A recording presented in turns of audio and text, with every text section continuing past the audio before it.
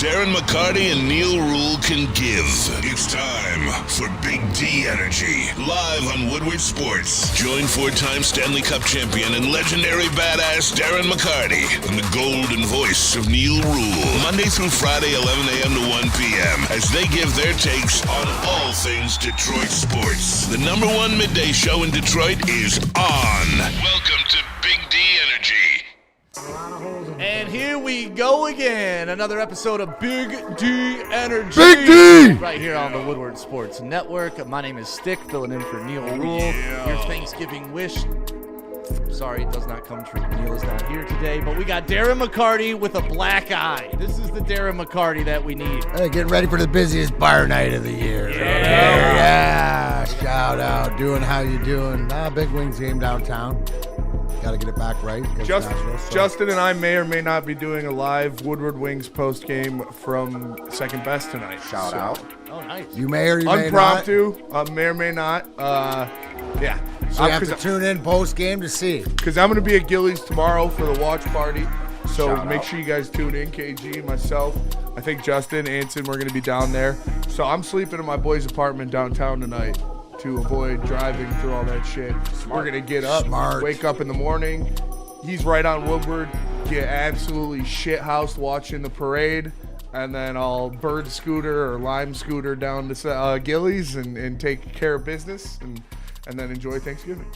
I don't think people understand the chaos that is going on downtown. Like there's an NFL football game which draws 65,000 people in the stadium, and then of course people around it. There is the Thanksgiving Day Parade, which is an absolute shit show in itself. Absolutely. And then on top of that, you got the absolute psychopaths that get up in the morning and go on a turkey trot.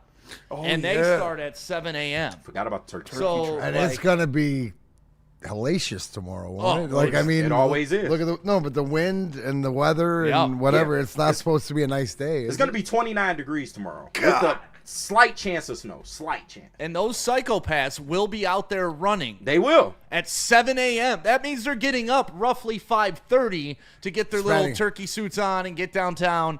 Woodward will be shut down. Like, this is a word of advice. I was trying to tell Brennan, like, dude, we don't want to do Thanksgiving downtown. Like, it's tough to set up a broadcast. Yeah. The first year of this, like, Joey will tell you this. Like, we had the Woodward Jeep. Remember the Woodward Jeep? Shout out. Big black chair in the back of the Jeep. I pull up, took the lodge down, like ready to go to Tin Roof because that's where we were doing our pregame shows back then. Get to Woodward, shut down. Can't cross Woodward. No way to get across Woodward to Tin Roof. Had to get back on the lodge, up 94, down 375, come in the back way down Monroe. During that time, I was speeding trying to get there fast, right, because I'm running late. The fucking black chair rolls out of the back of the truck on the lodge, slams up against the wall. I thought it was just me. You ain't I thought it was just me. I mean, and it was panic set in. Joey and I, this was at the time where Joey and I were trying to figure out everything. So we had to run back here, grab another black chair, like act like it didn't happen. What'd you do with the black chair that was on the freeway? You just left it? We picked up the pieces that were remaining, but that thing must have boom right into the wall. Oh, man. And I remember last Thanksgiving, it was just me, you, and Anson right here on the couch. Yep. Shout out. Your wife Baby Joey. Baby Joey was here. Your wife was here. She made amazing food, man. It was really good. Hey, Spenny, hit that super chat, and then I got a comment for you. Shout out to EX Evolution with the super chat in there. He says, you want to talk psycho? I'm going lay out duck hunting on LSC tomorrow a.m. Wow. Have fun with that. And then Double G also in there. He says, well, I hate to say it, but I think Michigan is going to get dog walked on Saturday. Hey, top 5 list. Hobbies for psychopaths. Only psychopath. You know what I'm trying to say? Things that psychopaths do. Yeah, duck hunting, and running. 30. The running one. Running is like it's. You might want to put that down. Maybe we'll do that. Yeah, for that's the top a good 5. One. That's a good one. The people that like train for marathons and like do that They're are insane. For fun. Yes. Not that they don't get paid and I or have always tell them, sponsorship. I could run 4 miles if there's a ball and a hoop involved. Right. I got no problems doing this. I thought you were gonna say if there's a bar. Yeah, right. But if there's a ball involved, we'll run up and down a 100-yard field all day long. Probably get my 3 miles in. But like the mindset that you need to just this sucks. Right. This sucks. This sucks. 3 more hours. This sucks. Like, I don't understand runners. They are the strangest people. And to do it on holidays. Yeah, running I will never get, but I'm not gonna lie, I am an elite walker. Elite walker. Like when it comes to walking through a crowd, maneuvering through me people, too. I'm a very fast-paced. I like to two-step at the very least. Those big, cement blocks, 1, 2, in, out, boom. I enjoy my walk from Gillies back to the Garfield Lofts. It's like 1.5 miles down Woodward, but every Sunday I hit that walk, and you've got the traffic coming out of the game going this way, people coming the other way, and I'm just beelining through people. I enjoy it. It's like a challenge. Moving through any crowd, they studied this as moving at an angle. You do. Yep, absolutely. You never want to try to go in a straight line. No, you got to pick your gaps, and my years of being a vendor at Comerica Park taught me a lot in regards to that. Sold out days. I got to think I'm pretty good at it when I need to be too. Yeah. Going through, you see me move through when I need to. For sure. I can get just stopped. move people. Yep. KG, super chat coming through for you. Okay. So what? Burn says, wait. KG, I got a bone to pick. Oh, that's sideless. Yeah, but it's but shout out Burn. Congratulations on your bone. Shout out to Bone for his bone to pick. You all have been hiding sweet potato pie from white people. I got to try it yesterday, and it's damn good. Yeah, no, I tried to tell you. You've been hiding it. You've been trying to preach about it. Every time that the pumpkin's brought up, you're saying that's great, but not as great as sweet potato pie. Is that true? See, Burn, what the whites have told you is that pumpkin pie is more elite than sweet potato pie, and that's just not the case. But, and I mean, just shout out to Stick. I mean, no hate against pumpkin pie, but sweet potato pie. Let's just be real. Do you put whipped cream on sweet potato pie? Absolutely, you can.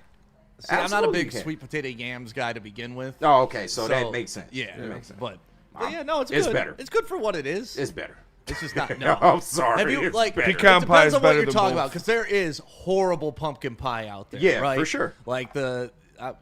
Whatever grocery store you go to, the basic one that it looks like it's dyed orange. Yeah. But if you get like a real one it's like brown with the brown sugar and they do it right and use the actual pumpkin.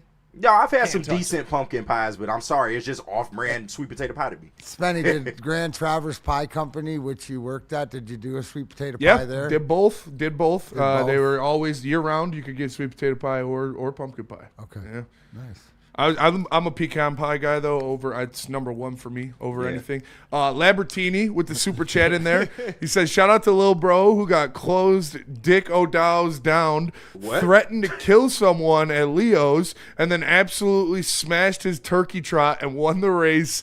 And his division. That is impressive to go out there. Legends right there. Yeah. How old though? This is how legends are made. He had to be early 20s for sure. You only live once, and that's how you do Thanksgiving. That's elite. That is elite stuff. We got a top 5 list coming up today. Top five Thanksgiving foods. So there you go. Pumpkin Staple. pie, obviously not on KG's list, but we'll see what else is on KG's list. Spenny's got his. Of course, D-Mac has his. If you guys want to throw yours in the chat, let us know. Let's see. Stick seems like an underachieving that'll do type of guy. What? Wait, what? Seems like an underachieving that'll do type guy. Where did that come from? I don't know. What does that mean? I don't get it. I'm with you, D-Mac. KG, you seem to You're find far humor from in an it. underachiever. Decipher that. Yeah, he says you're a that'll do type guy. Pretty much you'll settle for I mean, I anything. will on certain things, of course. Yeah. There's certain mountains you don't have to climb. Let's see. Wow. Sweet potato pie fucks, according to Lambertini. And that means good. So Yeah, I got that one. And American Pie does the same, apparently. All right, so Lions talk. Obviously, big Lions game coming up tomorrow. Can we just call it a playoff game tomorrow? Pretty much. Like, it's a playoff game tomorrow. It's got to be a playoff-type atmosphere. Ford Field cannot be scared. They cannot be sitting on their hands tomorrow. It cannot be corporate Ford Field. It's got to be Silverdome Ford Field tomorrow. So we're going to talk about MCDC on Jared Goff and the short passes. Spenny did a great job putting together the show, except for this first question. Like, what is this? Like, I feel like you know what you're doing. You're like, oh, Stick's on. I'm going to troll him with some dumb shit early on to get him going. No. As he plays with his mustache. No. But you got some of it right. I'm sure Spenny said, sticks on. Right, Spenny? And, you know. Oh, yeah. But maybe it's a troll, maybe it's not a troll, but who better? I read it as, when I saw this question, I read it as who better to comment on it on the day before the game than you, Stick, because this question to anybody else wouldn't mean as much. Right, Spenny? Right. There it is. So here's the question. Yes. You know, I know the chat is wondering, Stick, who do you believe has the advantage at quarterback in this game? The Green Bay Packers with Jordan Love or the Detroit Lions and Jared Goff? You know, I really wish you would have saw this bit all the way through and had Easy call in and have this debate. Right. Because he is the Jordan Love champion of Woodward sports. Easy was going to come in and take one of these chairs, specifically the one D-Mac's sitting in, and say, we just took the chair home. It's not sanitary. But he didn't end up doing that. I don't know if you want to take D-Mac's chair of all chairs. But. Well, after BD's over. Oh, yeah. Okay. I mean, he could have said, my chair's not here, then, dude, today I can't be golfing. I'll be back in bed. Right. That's an inside joke, though, from the archives of the Woodward group chat. The Woodward group chat. Absolutely, because we know how I feel about these chairs. Yep. But the stool is awesome. I mean, and like people like honestly, to take things one of home my with family. favorite stories that I have told people about working here at Woodward Sports is 16-year-old me could have never imagined yelling at a Darren McCarty about a chair in a hallway. Yep. Like, that was one defining moment, I think, of our relationship, too. No, I mean, it is what it is. Right. And here we are. And here we are with shittier chairs than before somehow.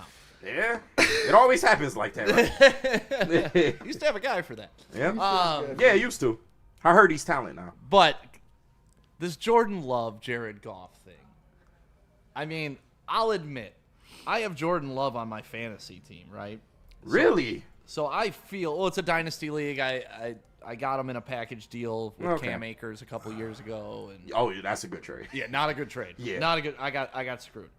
But with that being said, Jordan Love, over the past 2 games, let's go 4 games, right? Last game, 14 completions, 139 yards, 0 touchdowns. Wow. If Jared Goff did that, what type of conversations would the haters be having? Oh, they'd be destroying him. Okay, well, then let's go the game before that, because he was a little better. 174 and 2 touchdowns. What a stat line. Almost 200 yards, KG. Wow. And then we could go the game before that, 20 completions for 176 and 0 touchdowns. Oh, he's a Hall of Famer. Or we could go to the game before that and go 26 completions, 273 yards, Finally cracked 2. All right. 0 touchdowns. So in his past 4 games, this young man has 2 touchdowns thrown for, and he's thrown for 300, 500, 700 yards in 4 games. How about I got a question? Top that, A-Rod. I got a question for that rounds it up, because who cares? Like, that shows a track record. We can talk about this and do this whole song and dance like it's always done. Or how about we do Matt LaFleur and Jordan Love's offense and Jared Goff and Dan Campbell's offense? Like, how are these offenses? Which one? Can we take everybody into it with everything going on? Which offense are we looking at, and not just focus on these quarterbacks and have the same stupid conversation all the time? But, right? Would you say Jordan Love going into this game hasn't played up to sort of expectations probably Green Bay fans would have? Well, yeah, because they had expectations that he was winning a Super Bowl. So, and would you say Jared Goff, has he, and Stick, I'm asking you, has he upped expectations, or can he play better? And at this game, will he have to be the Jared Goff that you love and we all love, that we don't complain about? It's always tough to improve upon perfect, but I do think Jared Goff can be better. I do think he can. And, He's been perfect the last few weeks? Huh? He's been perfect the last few weeks? I mean, I'll take wins. Okay. He's handed the ball right off to a young Jameer Gibbs. Elite Did you see the handoff. Great speech? handoff. Did you Elite see the handoff. speech before the handoff? Nobody's going to come and save you. Yeah. That's what he told him. And then Jameer Gibbs saved him. And then Jameer Gibbs put on his cape, and he was like, you know what, Jared Goff, I'm sorry you're feeling insecure that nobody can save you, because I can. All right. I could save all First of play us. from scrimmage, baby. He saved everybody for sure. Dude. No, he saved That us. whole As game. as a community, he saved us. He saved the season, too. Yeah, no, for real. You want someone that'll save you? Ben Johnson. you're in some Johnson will trouble, save you. or you know someone that screwed you over. The guy right here on the mic. You know why he's on the mic? Because he wants to be heard. Ben Johnson Law. Make sure you get a hold of them. He's looking for his box. Oh, looking for my box. All right. Ben Johnson. There he is. He's a fighter. Just like the Lions are going to be fighting tomorrow inside Ford Field. A Thanksgiving Day tradition here in Detroit. And another tradition in Detroit. Ven fighting for you. You need a winner on your side. Ben Johnson's that dude. What about Art and Jake's? Oh, Art and Jake's. They got good stuff. They do have good mobile stuff. app. You want to download it? You know what? You want to look at some food porn? Just scroll through it. Oh, those fries look good. Oh, For that's comedic purposes only. What's that? For comedic purposes only. Comedic, yes. What else on that menu, Spenny, looks good? Because you guys have The Bang sampled Bang it all. Shrimp Tacos are elite. The Cantina Bowl. The Cantina Spinach Bowl. and artichoke everything. dip, Yeah. the Southwest egg rolls. Oh yeah, the burgers. What are Say those? one The thing and they're loaded. spitting out Loaded 40. American. What more do The you American American poutine. Yeah, I still have to get Get that. the but it's mobile good app as hell. today, find one near you, and go watch a sporting event there. Walk into any Lady Jane's Haircuts for Men today. Open 7 days a week. Sit back, relax, and enjoy precision haircut, scalp massage, hot leather neck shave, and hot towel treatment from one of our talented stylists. Step up your game this season and take advantage of our $20 haircut special. Scan the QR code and get your coupon today. Lady Jane's Haircuts for Men, the ultimate haircut experience. Open 7 days a week. Walk-ins always welcome. Lady Jane's Haircuts for Men, it's wicked awesome.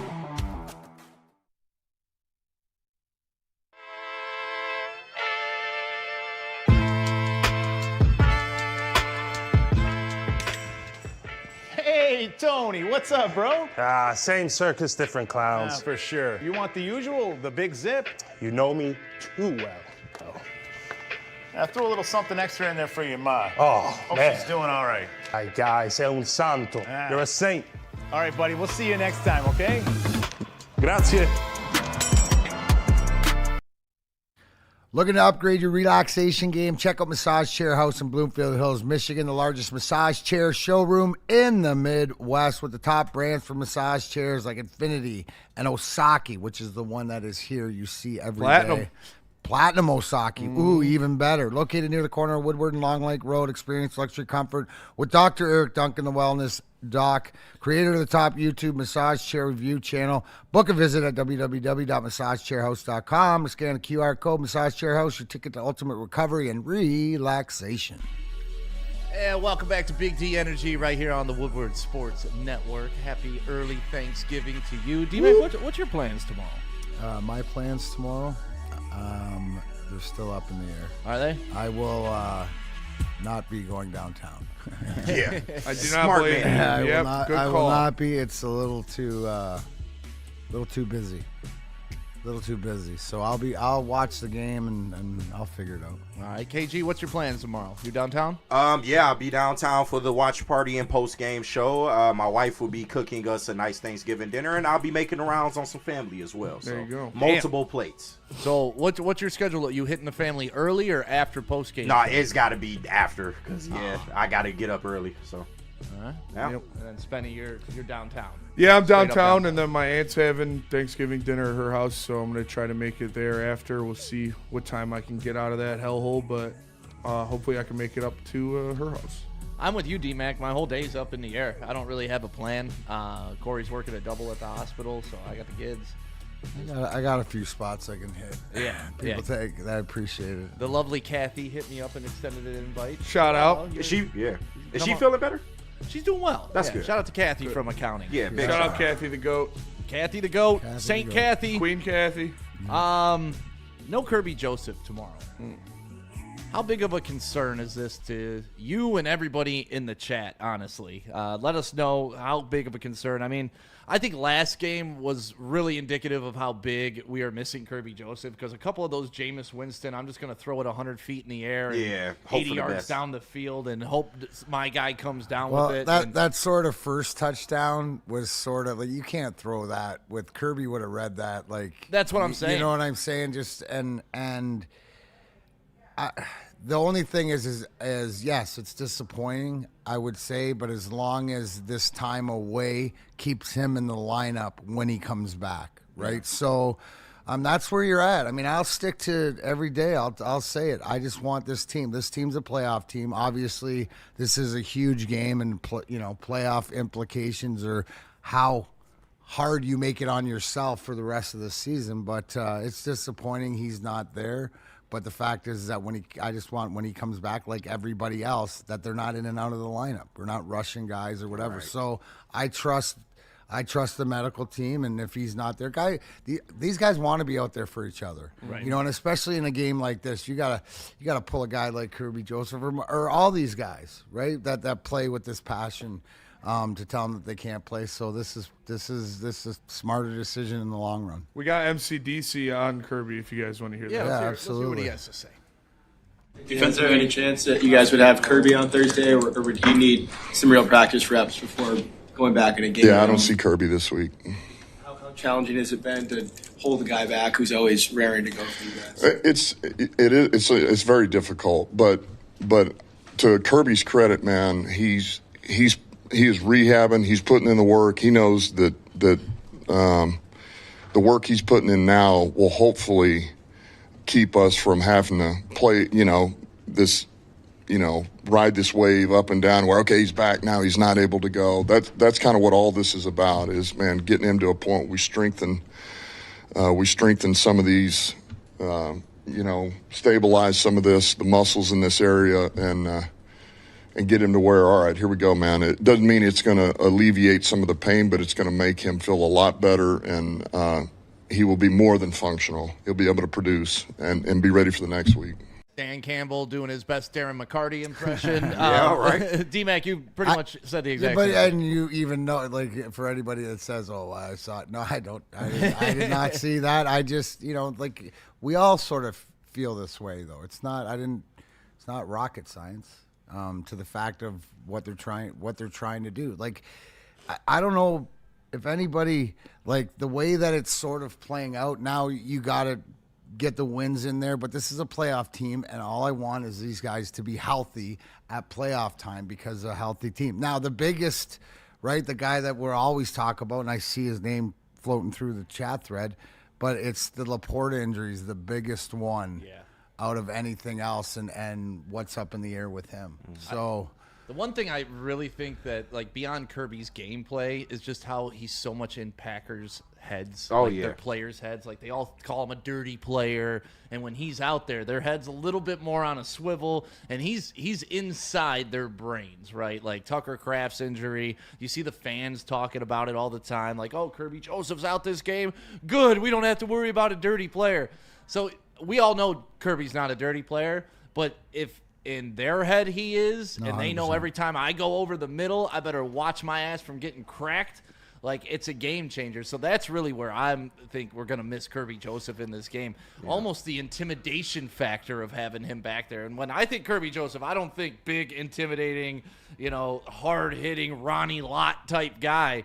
But when teams are afraid of him, he's established himself as the guy in the Lions' defensive backfield you don't want to run a crossing route in front of him. He's the closest thing to Ed Reed that we have seen since Ed Reed. So I think it's more than Branch, you think? Yeah. I think Branch is Branch is the physical, and you look. I mean, but if you look at the numbers, it is Kirby Joseph. Mm-hmm. Like, he is putting up Ed Reed type of numbers, and his reputation precedes him. To the fact that they want to call him dirty when he's never actually been fined for any of the hits mentioned. But it is what it is, man. But if he can't play in this game right here, which is arguably the most important game of the season, that tells you that he's really hurt. And I would much rather just have him as close to 100% as possible. I think we probably get him back for the Rams game. I can't even see him playing next Thursday against the Cowboys. So, but as long as he can be healthy enough for a playoff run, that's all I care about. The Legion of Whom has played good enough to this point to where I have confidence in our secondary. Our secondary should be, at a bare minimum, able to defend whatever Jordan Love is going to throw at you. Spenny, how you feeling, baby? Not great. I still think we're going to win this game, but Kirby Joseph is the eraser on this defense. He's the guy that fixes the mistakes. He is the guy that makes you able to not be able to rush the passer at a high level or allow Jameis Winston to have 3.5 seconds to throw the ball on every drop back, because you have the best center fielder in the NFL back there, and that's what's tough. Is we've seen it wasn't just Jameis yesterday. Last week feels like yesterday. Right. JJ McCarthy got away with quite a few of those lollipop throw it up type of receptions as well in that Vikings game. Jalen Hurts had a couple of balls that dropped in on moon shots in the Eagles game. Like, Kirby erases that. You cannot do that when he is out on the field because he will get under it. He is fielding those punts. So it sucks. You guys know I love Kirby Joseph. He's one of my favorite players on this team. He's one of the best, if not the best safety in the National Football League, and you desperately need him for this stretch run into the playoffs. And when he comes back, when he makes his return, which hopefully is you need him in that LA Rams game, the way Matthew Stafford's throwing the ball. So him coming out there and being healthy and ready to go for the stretch run is insanely important, but it doesn't matter if you don't win today or this week, tomorrow. You got to go out there. You got to beat the Packers. You're not going to have one of your best players again, and you need to go out there and you need to take care of business at home. Wow. MCKN circa 2024 in the Woodward Sports chat on YouTube. Kirby should have been put on IR. I wish he were healthy, but I honestly don't think we're going to see him again for the rest of the season. That's just ridiculously aggressive. Like, you have your head coach saying he's going to be back very soon. There's a reason they didn't put him on. Yeah. This comment, though, is something that's interesting. Ing Madison, we need to make the playoffs first. And do need to make the playoffs. The Lions are on the bubble. They are. They're out of the playoffs right now. It's an odd feeling. In the hunt. I never thought I would see them on that graphic again. I ain't gonna lie to you. Especially behind the Bears. Yeah, like what? So we're gonna have to release those pictures of Ben Johnson and Fish. Yeah, we might have to. Gotta do it. Not on YouTube. No, not on YouTube. Yeah, clearly. Allegedly, just kidding. In GTA and Roblox, on Habbo Hotel. Yep. Pictures of them in Club being at McDonald's. Yeah. Playland. Yep. Having a good time. Uh-oh. In the ball pit.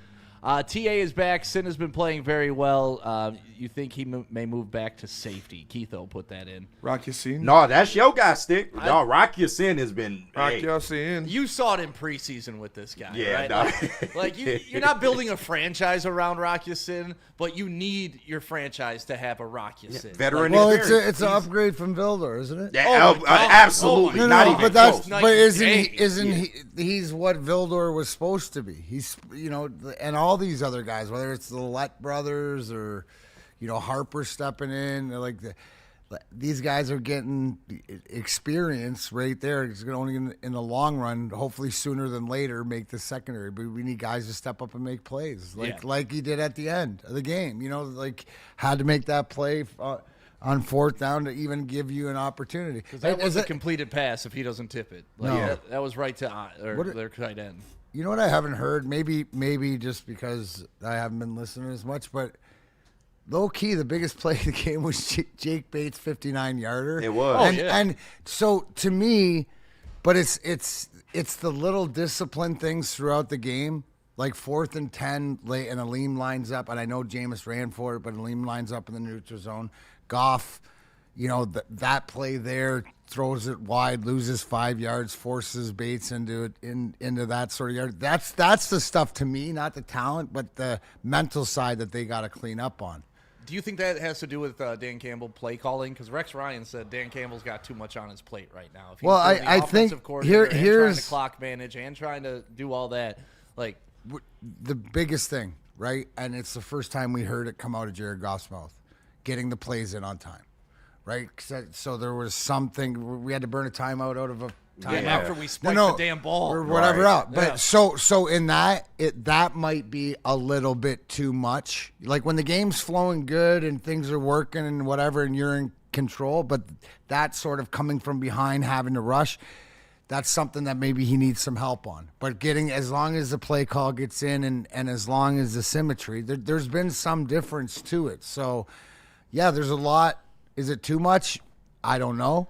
But as long as they win, I guess it's not. But it's just those little things, right? That they have to take care of. Before we go to break, there's a super chat in there from Motor City 612. Yep, he that's says, what I was just gonna. Oh, you gonna get? Oh, you go ahead. I was say the season is effectively over if we lose.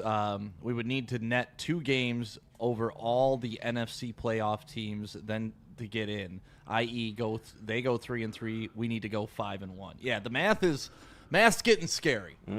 But I have faith that this is a playoff team. Yeah.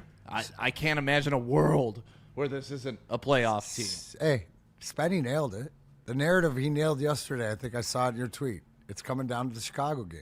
Oof, that's what the NFL drama wants. So. Maz called that too. He said Chicago game for the division. Or whatever else. It's like last year with the Vikings. Yep.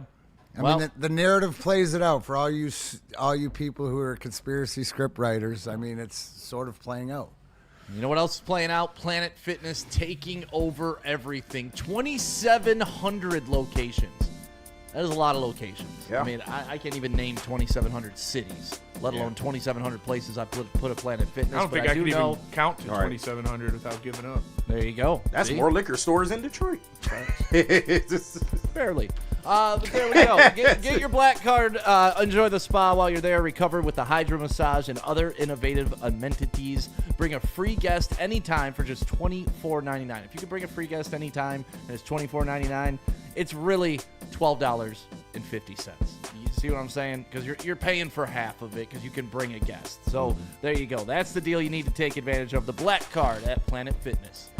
And let me tell you about Wicked Pickle. Make sure you guys tap in Wicked Pickle. 10 climate-controlled courts with a chill lounge and cold drinks. Metro Detroit's hottest indoor pickleball spot. Woodward Sports Pickleball open Friday, January 9th. Come check it out to watch Woodward Sports personalities go head-to-head against each other and pickleball pros. Don't miss the Woodward Heavyweights broadcasting live from Wicked Pickle from 5 to 7 p.m. Register today at pickleballtournaments.com for a chance to maybe even take down your favorite Woodward Sports personality. Go check it out. It's Wicked Pickle.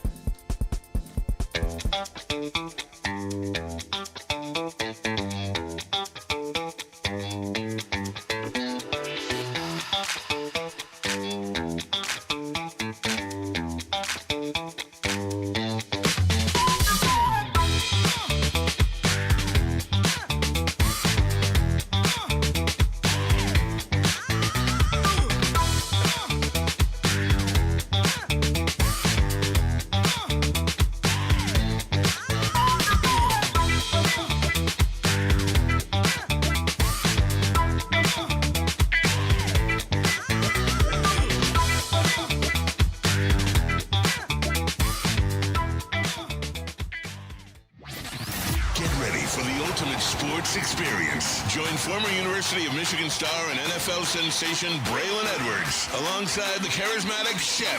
Braylon Edwards, touchdown Michigan! As they break down the latest in sports like never before. Tune into the Braylon Edwards Show with Shep. Touchdown, Braylon Edwards! Weekdays from 2 to 4 p.m. only on the Woodward Sports Network. Don't miss out on hot topics, insider insights, and the banter that keeps you coming back for more.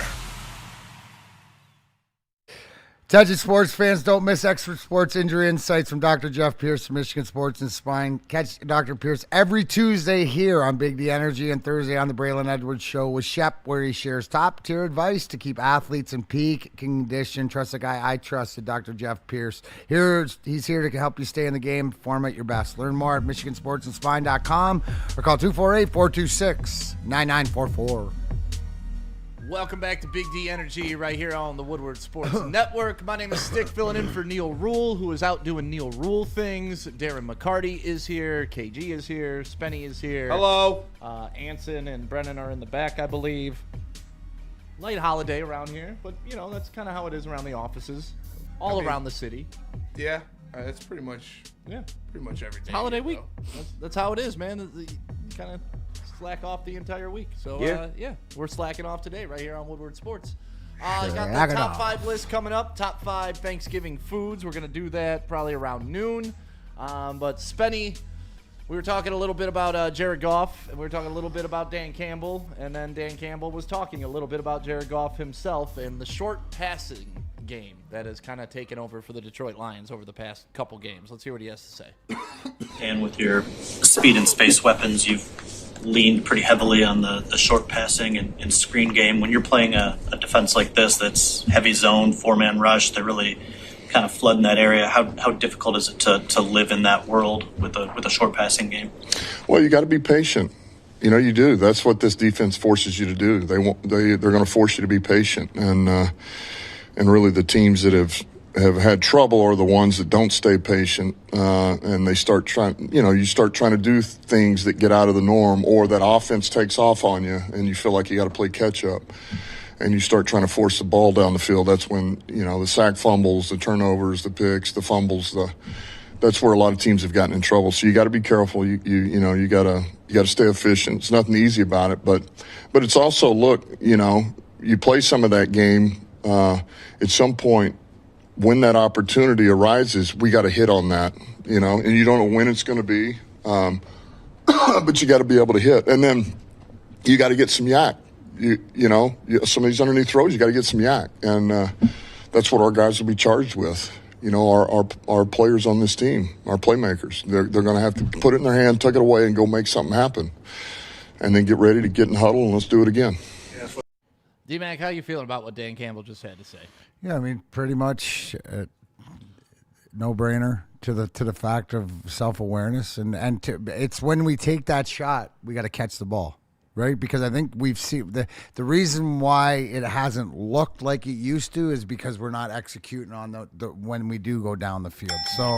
So I think that you look at it's always the matchup, right? Because you look at what was effective against the Philly, it was those short little swing passes and getting Gibbs out and running. But what didn't work as much was the outside against the Giants. You had to work it inside. So whatever way he wants to do it, whether it's pounding Montgomery up the middle or however they're using it, the bottom line is when they do go to the intermediate to long ball to whoever it is, make the play.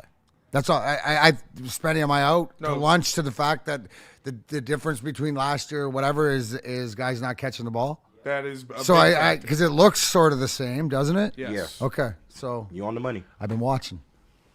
I think one thing that this game is important, and we all know I love Jared Goff, but this is where it's nice to have an adult at the head of your team, right? Because that's what I think Dan Campbell's talking about. These types of games, you got to take what's given to you. You can't just be overzealous and try to force things that aren't there. And that's where I think Jared Goff excels, right? He'll read the defense, he'll get through his progressions, and he'll pick you apart 5 to 7 yards at a time all the way down the field. And as long as there isn't drop passes or tip balls or anything like that, usually it's pretty damn accurate, right? But that's where it's going to be incumbent on the offensive line as well. You're going to have to give Goff time in this game because that Packers front four is pretty ferocious.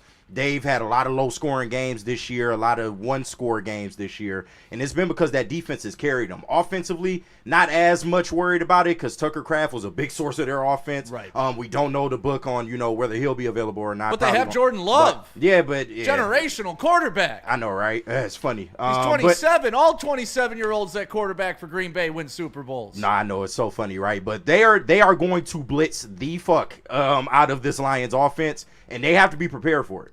Well, this is where I think the screen game is like the bread and butter in this game, right? Yeah. Like Micah Parsons, let him rush his ass right up the field, dump the ball over his head on a screen pass. A lot of motion with J-Mo. Get these speed guys moving side to side and let this aggressive defense over pursue and then go right back against it. Like I want to see at least 10 screen passes in this game. Oh, you will. It's more of like if I'm watching film, I'm watching the Packers Philly game. I'm watching what Philly did to me because it's defensive front, right? You're gonna have to key Parsons on every play to see where he's coming from, and there's no.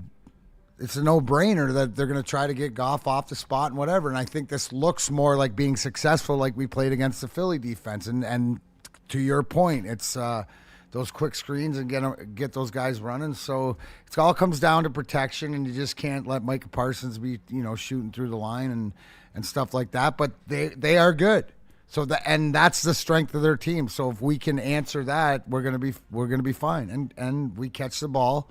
Like we've never talked about that before, right? As far as it was just a no brainer. I mean, it started, some of the plays that the ineptitude in big games have been dropping balls. Yeah. So that's like, lock it up. 5 drops last game was kind of ridiculous. Bad. Right? No, it's bad. Like yeah. that's and it's the guys that you don't expect to be having. Like if Khalif Raymond drops a pass, it's like, it's Khalif Raymond. Right, you know, if it's Amon-Ra Yeah. St. Brown, it's like, what the hell? This guy used to be automatic. And then J-Mo on a big 3rd or 4th down play, like hits him right in the chest. And those are the moments that can take your quarterback out of rhythm and take the whole offense out of rhythm. So, like, everybody's been talking about Amon-Ra St. Brown. We all, I think, agree that there's a wrist injury that they're not talking about. Yeah, of course. I mean, when you watched, what was it, quarterback or what was it, receiver? When they did wide receiver. Like, dude was playing with He had hand, foot, and mouth disease. running on needles and didn't report it. So if anybody here is silly enough to believe that this is just happening out of nowhere and he's forgotten how to catch footballs, I don't buy that for a minute. I think there's an injury that they're not disclosing. He's playing through it. But at a certain point, it's costing your team. Yeah. And it's tough to say that to a guy who, had 9 catches, 100 and some odd yards, and a 49. touchdown last All game. pro, yeah. But those 2 drops also factor into why that was a tight game. So, like, that's what scares me is, like, you can't take him off the field, but at some point, you don't want to keep him on either. D-Mac, when you played and you knew one of your teammates was not 100% and could be a liability, but they're also one of your stars, how do you handle that? No, dude. I mean, it's just it's one of what stocks say, secret sauce. Yeah. We live through in the playoffs all the time. Everybody's playing through something. So the one thing is if they can't do their job up to par to hold the team, is like they wouldn't be out there. But guys play through enormous things. You saw what Steve Eisman played through in the O2 Cup. I mean, I remember to this day watch him go down for a one-timer in Carolina in the finals, and it took him like 25, 30 seconds to get up. And we all know because he's playing with bone on bone. But what the best players do is they figure out how to still be an asset. You want to talk about, and I'll take Amon-Ra St. Brown. Yeah. For example, look at the, what do you call it? The contained block on the DB on the final play. But he's still valuable.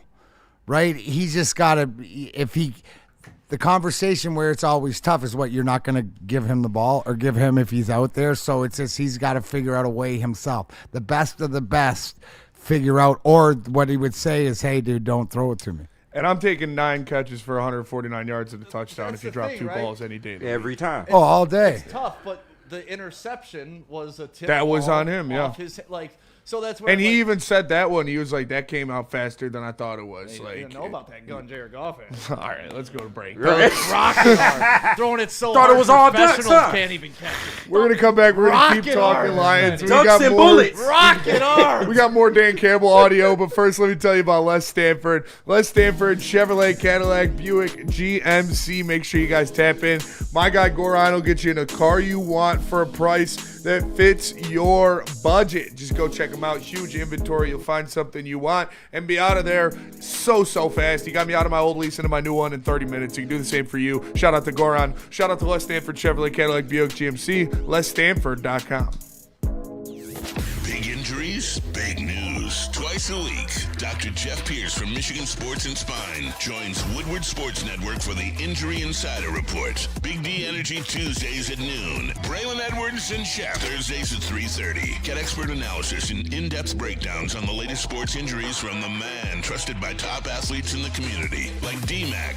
Whether it's the Lions, Pistons, Tigers, or Red Wings, Dr. Pierce talks us through it all. Don't miss the Injury Insider Report with Dr. Jeff Pierce, your go-to source for understanding the impact of injuries on the games and players we love. Only on Woodward Sports Network. Scan the QR code on the screen or go to MichiganSportsandSpine.com to see if Dr. Jeff Pierce can help you.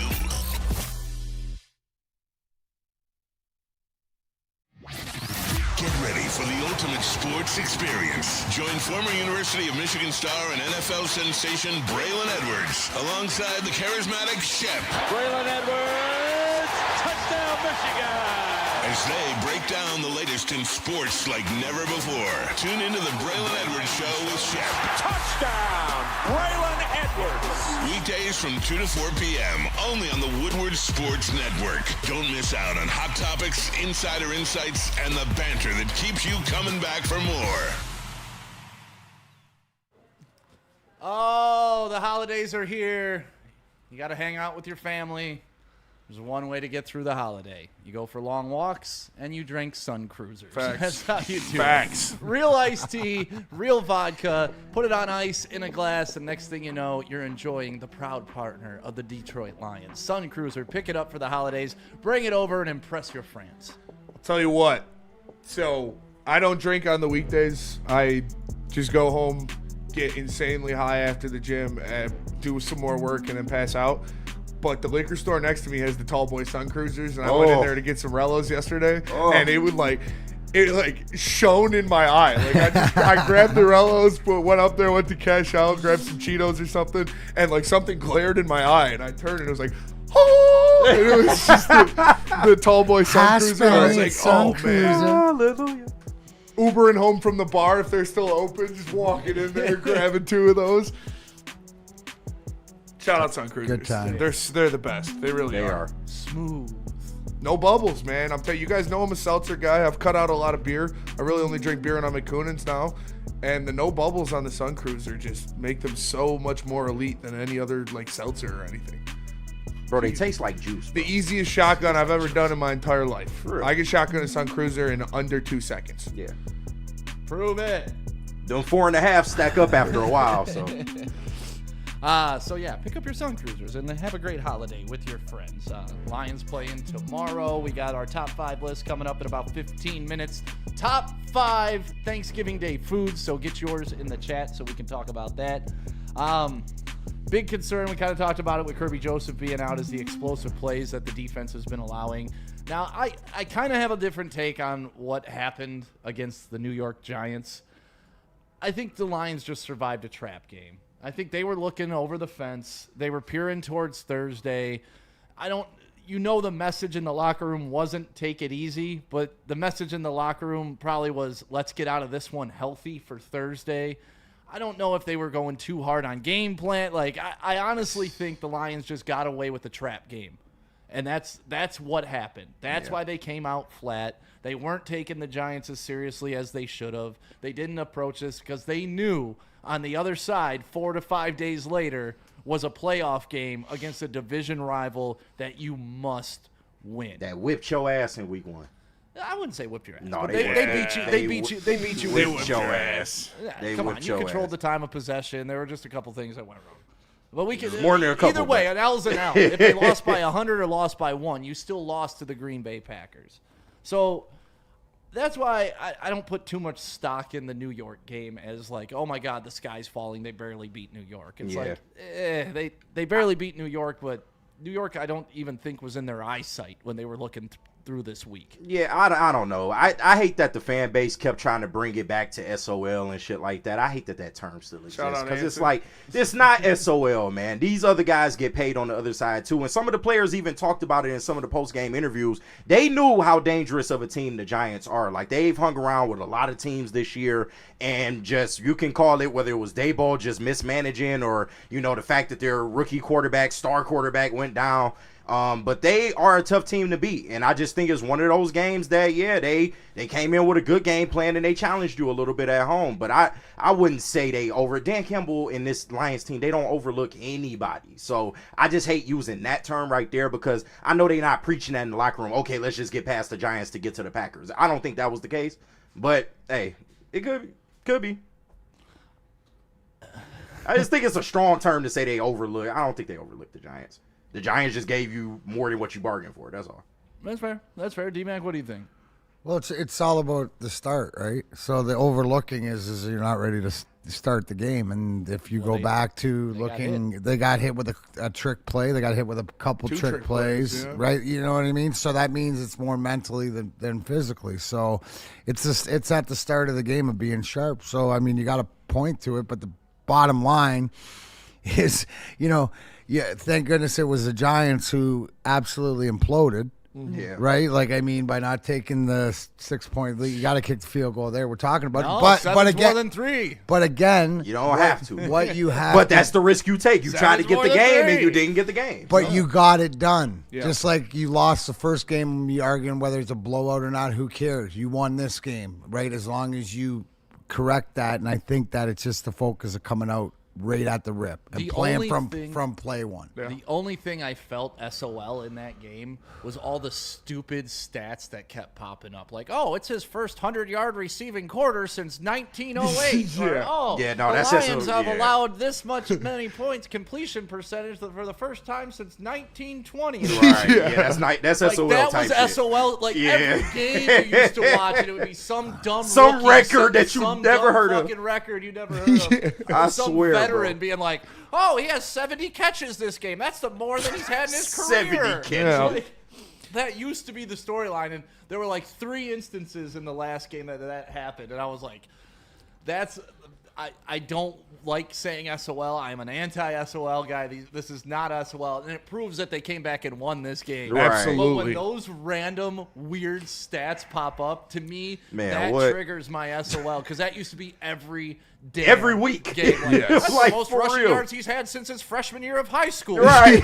Like, bro, where did y'all get this stat from? Like, He was on a practice squad a week ago, and now he set the league record for receiving Matt yards. Flynn just signed a $60 million contract. Right. He played against the Lions. So it's like, oh, man. like those- Was that the most SOL game ever? Oh, the I Matt swear to Flynn God, one was bro. the worst. They Matt- literally got one him paid. game to win the lottery. And then he got beat out by Russ the next The year. very next year, Yeah. yes. That shit was I do crazy. want to put a disclaimer, though, out there for this Thanksgiving game, because the Green Bay Packers have a very good team. You can say what you want about the Panthers and the Browns and stuff like that. They have a very good team. They have a very talented team. This is going to be an extremely close game. It's going to be a dogfight. It's going to come down to situational execution and different things like that.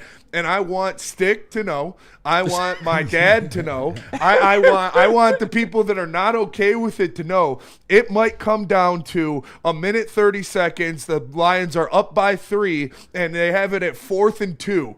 And instead of kicking the field goal, Dan Campbell's going to go out there, try to get the first down and win the game. Pre-spin. Because that's exactly what they did against the Packers to get that win when they closed the game out. And they went out there and they threw the pitch to Penei Sewell or whatever it was. No, and it they was a picked up. handoff to The Montgomery, where handoff. Goff fell down. Yeah, Right. Goff tripped and handed Right. it off. They have the one to Sewell against the Vikings. In these divisional games, when it is a close game down the stretch, instead of kicking the field goal and turning a 3-point game into a 6-point game, Dan Campbell is going to go for the first down. Pre-spinning. And he's going to No. get it. And Pre-spinning. they're going to win the game. He's gonna And that's learn. what's going to happen. The reason they did that last year is he knew the defense was shit. And Man, they I knew, ain't we trying to gotta hear go that for it stick. on every 4th down. The defense this year is not shit. No, the He reason can he play did real that last football. year is because if you get the first down, it's game over. Over. But if you kick the field goal, they got a chance to go down there and win the game. If we do that when we just won off of somebody doing that, And they're gonna do it. It'd be Yes. so maddening. They're going to do it. I promise you, if it comes down to that situation, they are going to do it. Stick, get comfortable, bro. This is how the game is The played only out, way they dog. won't do it No, is if it's it gonna- You turns- don't leave teams a chance to get back in a football Dan game if will you have evolve. the chance to Stick, end the, it. Dan will Stick, the evolve. only way they won't do it is if the field goal turns it into a 2-possession game. Yeah, there you then go. they won't do it. But if it's a 1-possession game either way, they're going for the first down. Talk your shit, bro.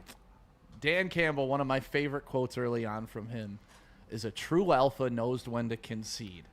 He needs to apply that logic to field goals. Like that's, No. Depending he on needs the to- he needs to know, situation, man. Hey, just because I'm kicking a field goal doesn't make me less of a man. No, that's true, but I got another Dan Campbell quote for you. Wear a diaper. When they asked him about his 4th downs a couple years ago, he's, hey, just wear a diaper, man. This is what we doing. This is what we doing. I ain't doing that. I'm but going for the win every time. Me too. How'd that work for the Giants? Hey, so you can't get them all. Can't You get can't them get all. them all. You can't get them 0 and all. 5, you look like an idiot, but Yeah. you win a game, you look like a fucking genius. That's Sideless with the super chat. When it was 27-17 and we were putting the ball back, I started having flashbacks and thought the season was over. Took me right back to 2013. Yeah, I mean, if you were in the Woodward Sports group chat, there were certain people saying season's over, and season wasn't over. No, it was not. they do that a lot, actually. So A little overreaction. They do that literally after every do that a fucking lot. first down AG's from washed. an opposing team. AG's washed. Yeah, fire AG. Fire Dave Phipp. Right, Dave Phipp is the new one. Oh God, this fourth down thing, man. Like It's gonna happen, Stick. Listen, clearly I want it to work out. Clearly I want them to get every fourth down they go for. It's just when you grew up and you learned football a certain way for 40 years, and now you got to evolve It's a new game. into something that you've seen blow up in your face against real competitive teams. It's starting to become a thing for me. And guess who evolved it? That man. Dan Campbell helped evolve football. Oh, I don't know. Imagine having played a sport that you have to watch evolve in front of your eyes and have to watch not how you played it. Right. At the highest level and won cups. Like, I'm talking, the ice has changed the same way. Yeah. You just got to evolve. I'm outspoken about this, is that the only way I can enjoy this game, I had to change the way that I had to shut my brain off and take it for what it is. And in football and all sports, right? It's the same thing. Yes. Look at the way it's officiated. Basketball, not too. even basketball, too. So Offense. Have we seen anything as it's changed revert back? No. No. So It just so keeps you're going. Never put you're the gonna genie get back left in the bottle. behind if you can't. Monkey doesn't go back in the bottle. See, but I think this is almost like a momentary out of the philosophical bottle. thing that will change over time. You know, like how, like No, it won't. Yeah, No, dude. honestly, like I think it will. Cycles happen, guys. Like you see how offense kind of takes over a sport, then it kind of weans back to defense. Yeah, It but goes here's this. the problem. So I think the fourth down thing. Oh. Once you have all the data from everybody going for it more often, you're gonna see like. But oh, Stick, what if I told you had two What if options? I told you. One option is you gain 2 yards and you win the game. That's it. No stipulations, no nothing. You gain 2 yards, you win the game. The other option is the other team has the ball at the 30-yard line at the very least with a minute left and a chance to go score a touchdown to win the game. What option would you take? but you're leaving out the options because you're No, those are the options. assuming If you kick the field goal with a minute 30 left instead of going for it, and it turns the game from 3 to 6, then you do the new kickoff, and they'll get the ball at the 30, 35-yard line. This may seem a cop-out, but I'm going to trust my defense to not allow a touchdown. And that's the whole way of thinking. And I trust my offense to get 2 yards more than I trust my defense to not allow a touchdown. And that I think that's the philosophical difference. And like somebody mentioned in the chat, Silas Stick, Jared Goff was the one screaming at Dan last year versus Green Bay because Dan wanted to settle for a field goal and we ran it to Monty. I know, but you got to remember going into that game, Dan Campbell prepped the entire offense. We're going for it on every fourth down. So that was already a pre-decided decision, and that Jared Goff pushed him to be like, hey, man, you said you were going to do this. Let's see it all the way through. But if you don't look and at last year's defense was so damn bad, you couldn't trust them to stop a nosebleed. That So, is like, true. that's where, like, you know, if I have a good defense, I got to be able to say these guys get paid to keep them out of the end zone. I have faith that these guys can keep them out of the end zone. And B-Dot It's complementary football. And B-Dot in the Woodward Sports chat makes a good point, too. He says, this year, you trust the offense more, Spenny? Yes. I trust Jahmyr Gibbs, Jared Goff, Amon-Ra St. Brown to get 2 yards more than I trust the defense to make a stop. I do. They've done it at a 70% clip. Like, since Dan Campbell has been doing this. And I think everything gets lost in the details because it ain't just like Dan Campbell, 4th and 21. I love the meme, Bob, I'm going to spin. Like, no, it's not. He takes smart fourth downs, bro. That's why it's not going to change over time. He's calculated with his fourth down decision. Right? Like, getting a fourth down against the Washington Commanders isn't the same as getting a fourth down against a really good team. And this is where it's starting to scare me.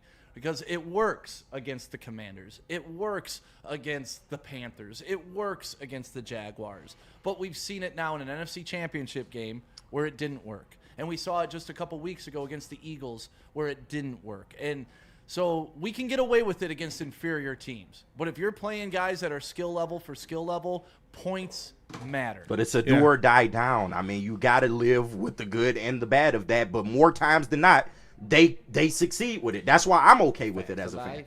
And more times than not, if you go to Black Rock, you're going to get some action after if you take your lady. I'm telling you, they love it. How can you not? Chicks love Black Rock. Go check it out. Go to blackrock.restaurant.com. The heavyweights will be in their Ann Arbor location on Friday, live, doing our next review. So make sure you go check it out. It's going to be a lot of fun. Live this Friday, 5 to 7, from their Ann Arbor location. And make sure you stay tuned.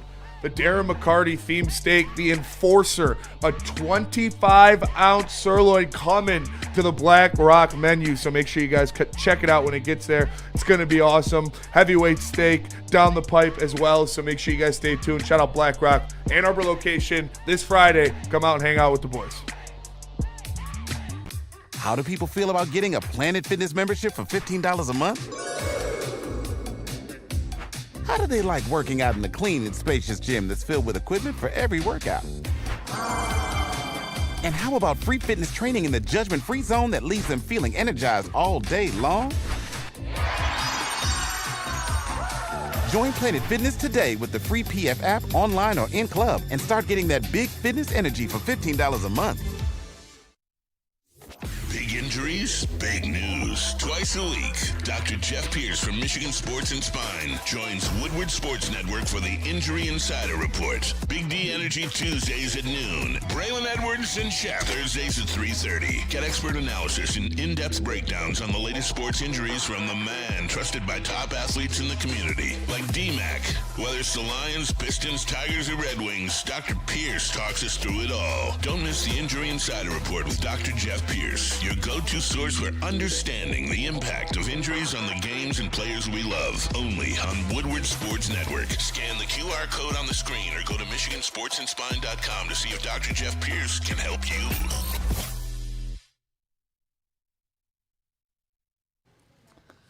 Listen, you don't want to be riding dirty like Chameleonaire back in the day. Oh, you trying want to it catch fresh me and riding clean dirty. like Manny Fresh. That's what you want, right? I keep them clean though. I know they're only 10s, but you keep them clean though. You can do that at Jack's Car Wash and get your free car wash today. Text WSN to 888-522-1729. That's 888-522-1729. Get a free car wash. Pull up to the family, clean in that whip. Make sure you impress your aunts and uncles. Happy holidays. Jack's off. Jack's Hey, on? I'll tell you what.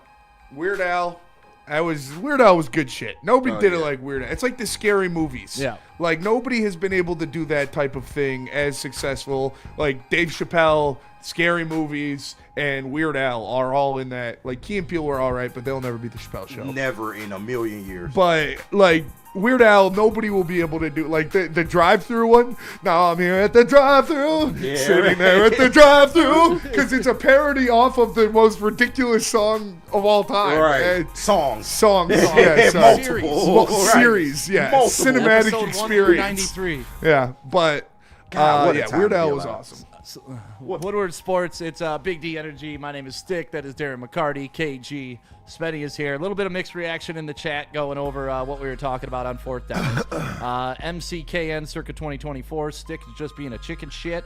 And then Daquan Brandon gets it. I guarantee the 30% we didn't get were against good teams that lost us the game. That's not true. Stick is on point. Unprovable hypothetical. Every Right, other that is not aspect true. we use situational awareness. Why not fourth down? Well, here's this one. I bet the 70% that we did get were against good teams that won us the game. Erroneous. We've seen that happen. Right, Erroneous. people act like Dan Campbell just gets stupid when it's fourth down. Like, 1 through 3 we good, but I fourth don't think down. it's stupid, but I do think Fourth down. I do think it's Go for it. It's like finding a chick. Sometimes the other head's doing the thinking. That's what like he's thinking with his dick. And that's fine. Thinking with my dick.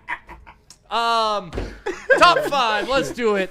Here we go. Top 5 list. Why, Spenny? Because it's half as boring as a top 10 list. Yep, and let's get into it. Your top 5 Thanksgiving Day foods, and this could be anything you want. Your list is open to your interpretation. And I made mine a little more personal this time. Obviously I still had to put some heavy hitters in there, but these were a lot of sentimental values because the holidays are about family, and I love spending all of my holidays. I have a very big family, an Italian family, so we spend all of our holidays together, and Thanksgiving is one of the big ones, obviously. At number 5, I have the God cookies. This is another family type thing. My Aunt Kate, she would make these cookies that they would always bring for our catechisms and for different things like that, so we call them God cookies because she'd make them in the shape of like crosses and different things like that for catechism. So she makes them for all the holidays in the same shape now, and they're delicious. The Rizzy God cookies, those are my number 5. And number 4, I have green bean casserole because you only eat it like twice a year. And it is only on holidays like Thanksgiving or Easter or Christmas. And I love green beans and I love casserole, so it's a good combination. Number 3, deviled eggs. I'm a sucker for anything eggs. Yes. I like them fried and fertilized. And I'll tell you what, listen, these deviled eggs are an elite vessel of egg-enjoying experience. So I got deviled eggs at number 3. At number 2, I have steak and cake. We've talked about this before on this show. This is another Rizzy family tradition that once you eat all the dinner and you take it all off and you put all the desserts out there and everybody's eating their cake and stuff like that. My Uncle Roel would put some steak on the grill and cut it up and walk around, and we'd be eating cake and he'd walk around with steak. So you got the steak and cake. Sounds like a night at the strip club. Yeah, honestly, same vibes. We had a whole cheesecake and lamb chops at VIP Coliseum one time. It was awesome. Shout out Coliseum. That was a fun run. Rip. Make sure you check it. They are under new owners. They shut down and then now they're back, I think. That's the arc of an 8 Mile strip club. I will be there still.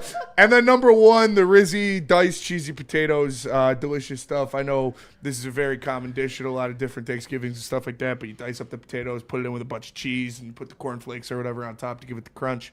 And that's number 1 because that is a staple at every Rizzy holiday party. So cornflakes on top. Shout out. Shout out. Yep. Interesting. Give it that crunch. You got to have the crunchy topping. Oh, KG, what's it like in a black household? Well, let me tell you, Stick. This is my top 5 list. Pretty short, sweet, and to the point. But at number 5, turkey cooked correctly, people. That is very fair. I got to put it on there just because of the resume. Shout out, Neil. But you got to – I can't do dry turkey, y'all. Like, just – for God's sakes, it's okay. Brine the turkey. Yes. Like, marinate it. Do something to the turkey. Don't just have dry-ass turkey. Yeah. At number 4, deviled eggs. Like Spinny said, it's a staple. And it's only a few times a year that you really get deviled eggs. This is one of them. I go absolutely fucking nuts with the deviled eggs. At number 3, the best pie on God's green earth, sweet potato pie, much to Stick's dismay. And at number 2, mac and cheese, because, I mean, it's macaroni and cheese now, especially made by black hands. It's different. Y'all don't know. And number 1, this is a personal favorite of mine, stuffing / dressing, however you want to do it. I don't really know the difference between the two. I just know that if you make it good, it's good as hell. So, yeah. Shout out to my Uncle Twan. He used to make mac and cheese for Thanksgiving, and KG's right. Mac and cheese made by black hands is objectively better. Government cheese? Oh, yeah. That's what the white folks miss out on. Like that velvety, smooth cheese. The big block. You got to get the shredded too, though. Yeah. Like I loved my grandma's mac and cheese growing up, but it was very, very heavy on the mac and very light on the cheese. Yeah, can't do that. And it was still good. Nothing wrong with that. Nothing wrong with that. No. When I cut it and lift it, I better see layers of cheese coming from that. Yeah, cheese all through the bitch. It was like all through blocks of cheese that take you me would through there. Occasionally get a bite of with it. But shout out Grandma, always putting together a good Shout out meal. Grandma. You know, she grew up during the recession, so sparingly using cheese. D-Mac, Canadian Thanksgiving. Wow, no, I mean, I'm American, so I spent this one. Spenny, you and I could eat at the same Thanksgiving for sure. Number 5, deviled eggs. Love deviled eggs. Whenever we can get some of those, get those around. Kenny, I agree with the turkey thing. That's why I like the barbecue turkey with the skin. Yeah. Right? The crunch of the skin. You're just picking around. The crunch. Absolutely. The crunch. Green bean casserole for exactly the same reasons you said. Yep. The only times you really eat it is at Thanksgiving and Christmas. But that's always good. Now, mashed taters with corn. It's a mishmash. Oh, it's the always corn in there. Yeah, it's potatoes with the corn, and it's all together, so it's one big heap. And that's usually the base, because a lot of people are like, secular. They don't want their food touched. That's me. No, mine goes all together. Put it all in there. Mountain. I'm kind of secular, but mashed potatoes and corn. That's like, come on, bro. You ever had a famous bowl stick? Stick shaking his head over corn here. on the mashed potatoes with gravy. Is Dude, in a bowl with the turkey on top too. Yes. I left cranberry sauce out of there, but then you doppel the cranberry. But anyways, pumpkin pie with whipped cream. Yep. And probably more whipped cream than pumpkin pie, to be What's y'all feelings on cranberry sauce? Not a cranberry sauce guy. I'm gravy on everything. I can do it, but it's not my It favorite. depends on like if it's like the real cranberry sauce or like the gelatin out of the can. Yeah. I'll throw whatever you got on there. Yeah. Apparently, you guys just throw everything on the table into one bowl Absolutely. and sop it up with a piece of bread. Absolutely. It's all going to the But we same also place. go. I'm Italian. Hey, Stick, but we also go for it at 4th and 2. I want no assimilation and no immigration with my food. I want them to Food people. Right. not need them joining forces. On brand. Hey, peas to the back. Peas and mac and cheese to the back. Get your ass back. Collard greens all the way. Right. All the way. Y'all stupid as hell, man. All right. Stick top 5. My top 5 of foods that cannot touch. Green bean casserole. go. Shout out to Mom, always bringing it with the green bean casserole. It's a staple at White Especially Thanksgiving. when like we got a little bit of money in the pocket. It absolutely is. What's that? He said it's a staple of White Thanksgiving. Oh for yeah, sure. it is. 100%. Every one of y'all had it on the list. But there's 2 green bean casseroles, right? There's the one with the canned beans, and there's the one with the real beans. And they're on different planets if they're done right? Yeah. So I've never had one. Somebody got to put me on game. Oh yeah, with the fried onions on top. I do. I fuck with fried onions for just sure. a little bit, so Yes. everything's a little so damn good. Cream of mushroom soup in Yeah, there. the- Oh, yeah. No. That goes with the whole plate Oh, too. yeah. The way it seeps too, and you get your. Number 4, mashed potatoes.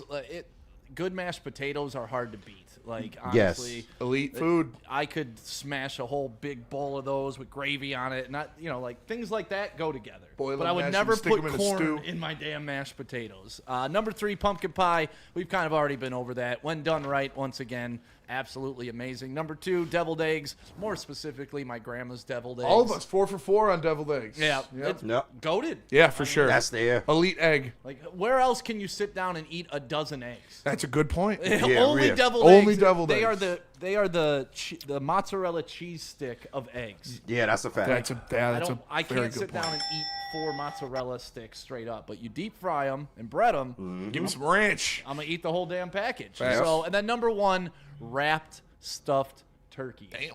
So the way this is done, my ex's mom used to do it.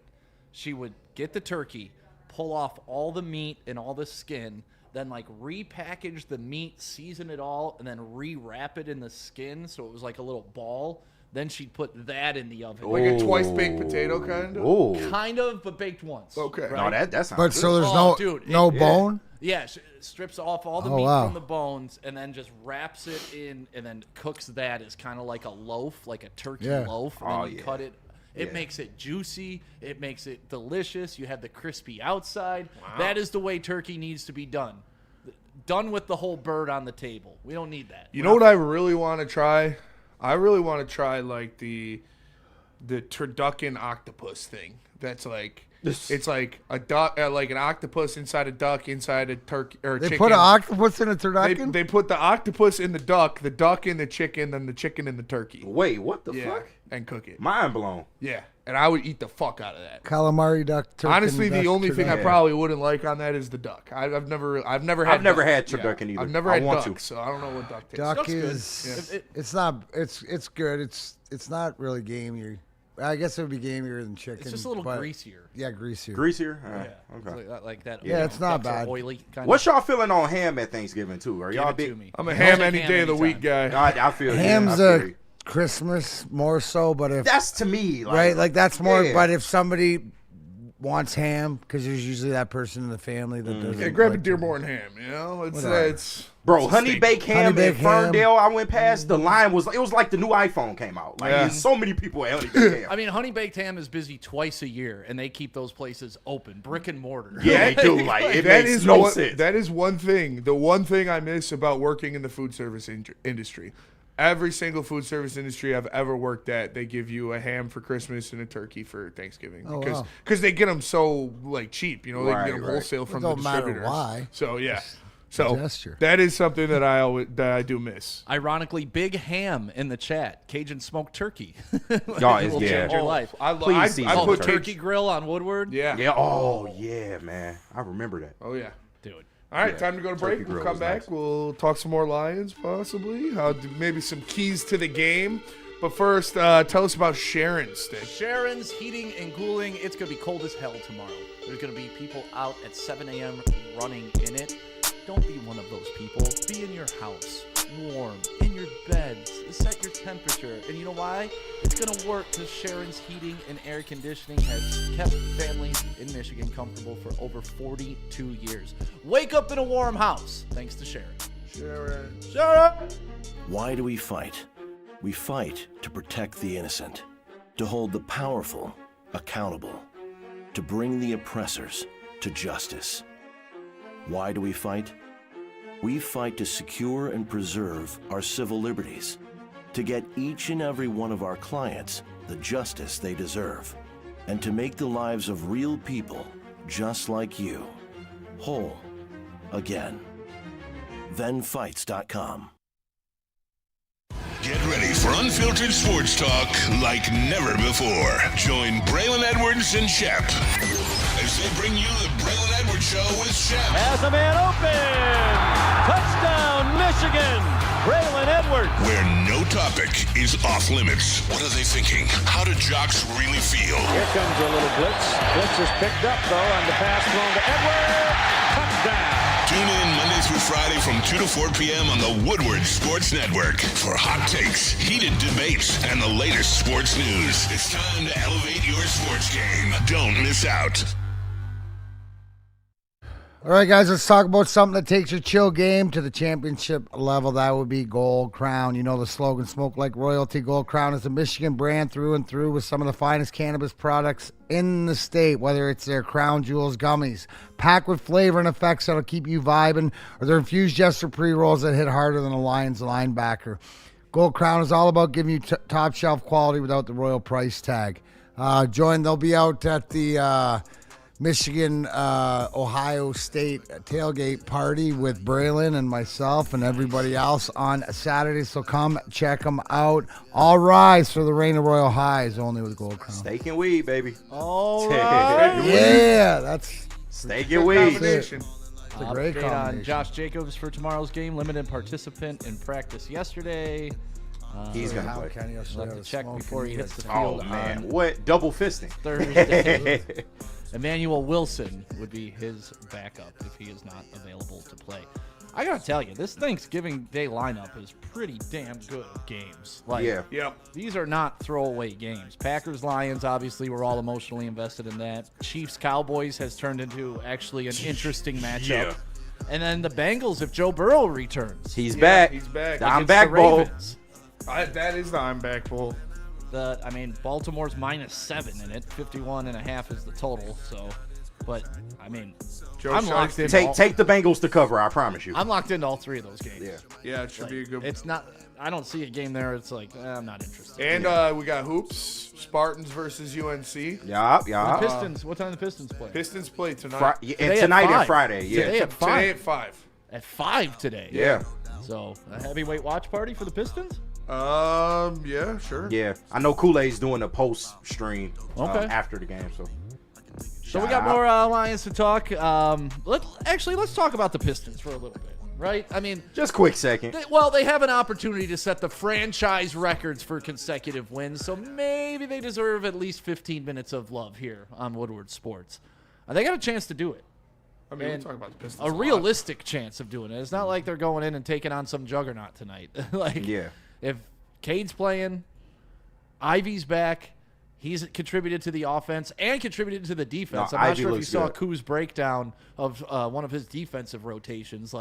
Those things can't be missed about a Jaden Ivey when he's in the lineup. And his three-point shooting has been on if point, If he can still maintain that 40% clip, he's I love the lineup when they had Cade, Ivy, Asur, Toby, and Duran out there. When they had that lineup, it was like 2 or 3 games ago, and they just went on a tear and absolutely put them away. Yeah. That lineup to me is a championship lineup, because then you look at the bench that you have coming off that. You have Stu, you got Duncan, you got Green, you got all the other guys that have been contributing. So if Ivy can perform, and I think someone in the chat was saying they've been taking the over 10 points for him and been cashing in the last 2 games. Yeah, man. Do it again. Yeah. Do it again.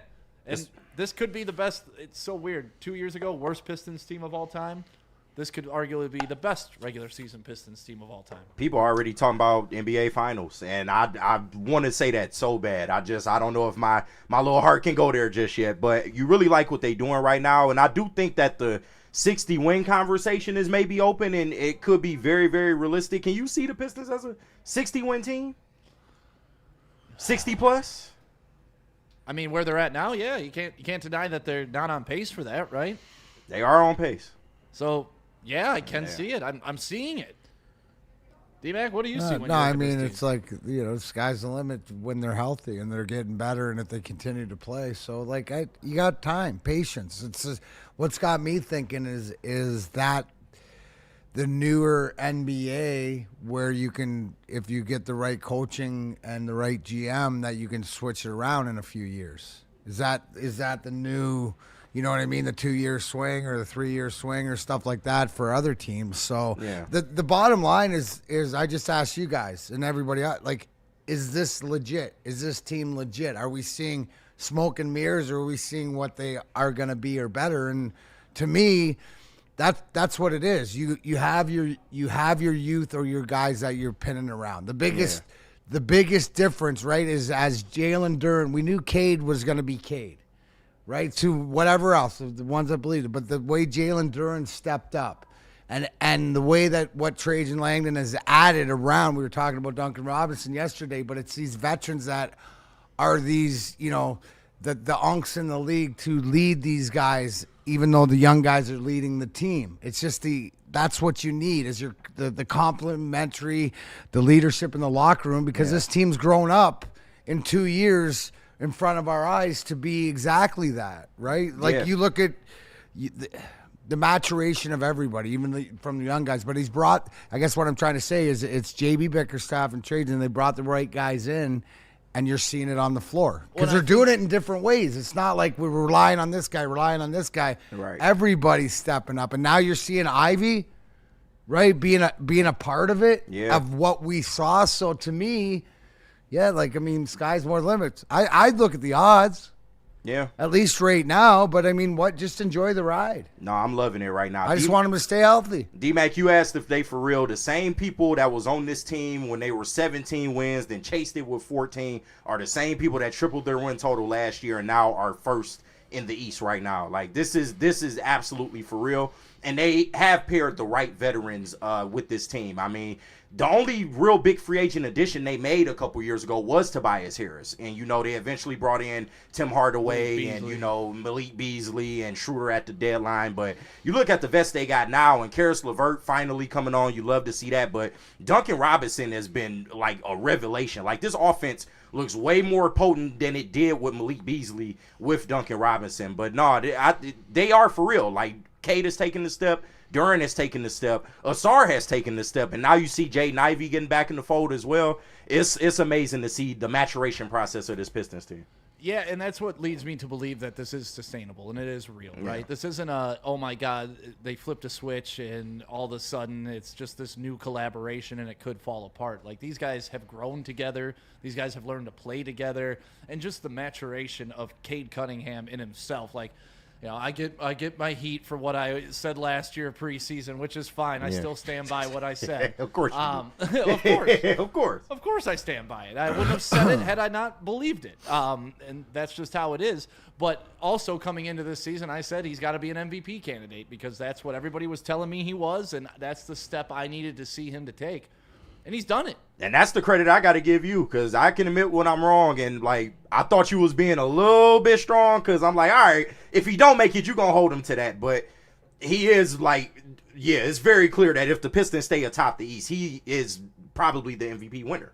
Why wouldn't you give it to him? Well, and he could arguably be most improved too in a lot of ways. Yeah, he could. Like coach of the year for JB as well. He's taken that next step, which is what we needed to see. And in fourth quarters, he's starting to take over. He's finishing games, and that to me last year that was the biggest thing. Like Cade would have a great 3 quarters, but come crunch time, fade a little bit. And we saw it in the New York Knicks series a couple of times: big possessions, turnover, missed jump shot from the elbow. And that's fine. We can get past that. Yeah. It's part of the evolution. But that's what's cool about this is we got to witness this team grow up together. And now it's just like they know where each other's going to be. They know each other's tendencies. They know how to cover when somebody misses an assignment. Yep. And Spenny, I know you're all in on this team now. Yeah, absolutely, man. I mean, it's been so fun to watch them grow and from what they've come from being one of the worst teams in the history of the franchise to one of the best teams in the history of the franchise so far. So you've got to keep it going. Obviously, there's still a lot of basketball left to be played, but the depth that they have on this team is insane. And if Jaden Ivey can go out there, I said it yesterday on the heavyweights, if Jaden Ivey could go out there and be what you want him to be what he was expected to be as like the third star on this team, as you already have Cade and Duren playing at star levels, you are just as deep as any other team in the NBA, and you can realistically win an NBA championship this season. So you have to just keep going, and the depth is going to be impressive, and we'll see how JB Bickerstaff uses that throughout the season to find the right rotations. But you're hot right now. Got to keep it going. Very winnable game, like you said, against Boston today. And heavyweights will be probably doing a watch party for it, so make sure you guys stay tuned. Nice. Are you saying we have a big 3, Spenny? If Jaden Ivey keeps to play, continues to progress the way he is, we could, yes. Well, that's what's interesting about what you just said. Because at first it was Cade and Ivey. They were the big 2, right? They were supposed to be. They were supposed to be. Right. Duren was a hope he comes along, he can be a part of this. But you're like, no, we got Cade and Duren. Now Ivy can come along. Yes. So it's weird how that's kind of worked out. I mean, Jalen Duren taking the step. Did anybody see this big of a leap coming this year? Contract year. The contract year thing, but I don't know about this big. We're seeing, I think the offensive step we all kind of expected. Like, rebounding has always been there because he's just such a physical presence. But the offensive step, I think we saw in the works. But what he's been doing defensively this year is not something that I expected him to do this fast. Remember, he's only 22 years old. Yeah. Step back jumpers. Yeah.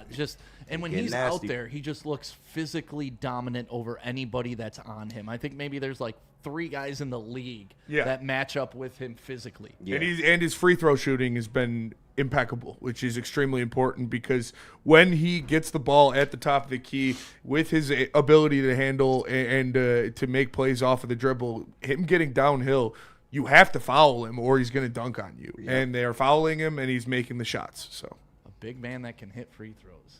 What a concept. Unicorn is Jalen Duren.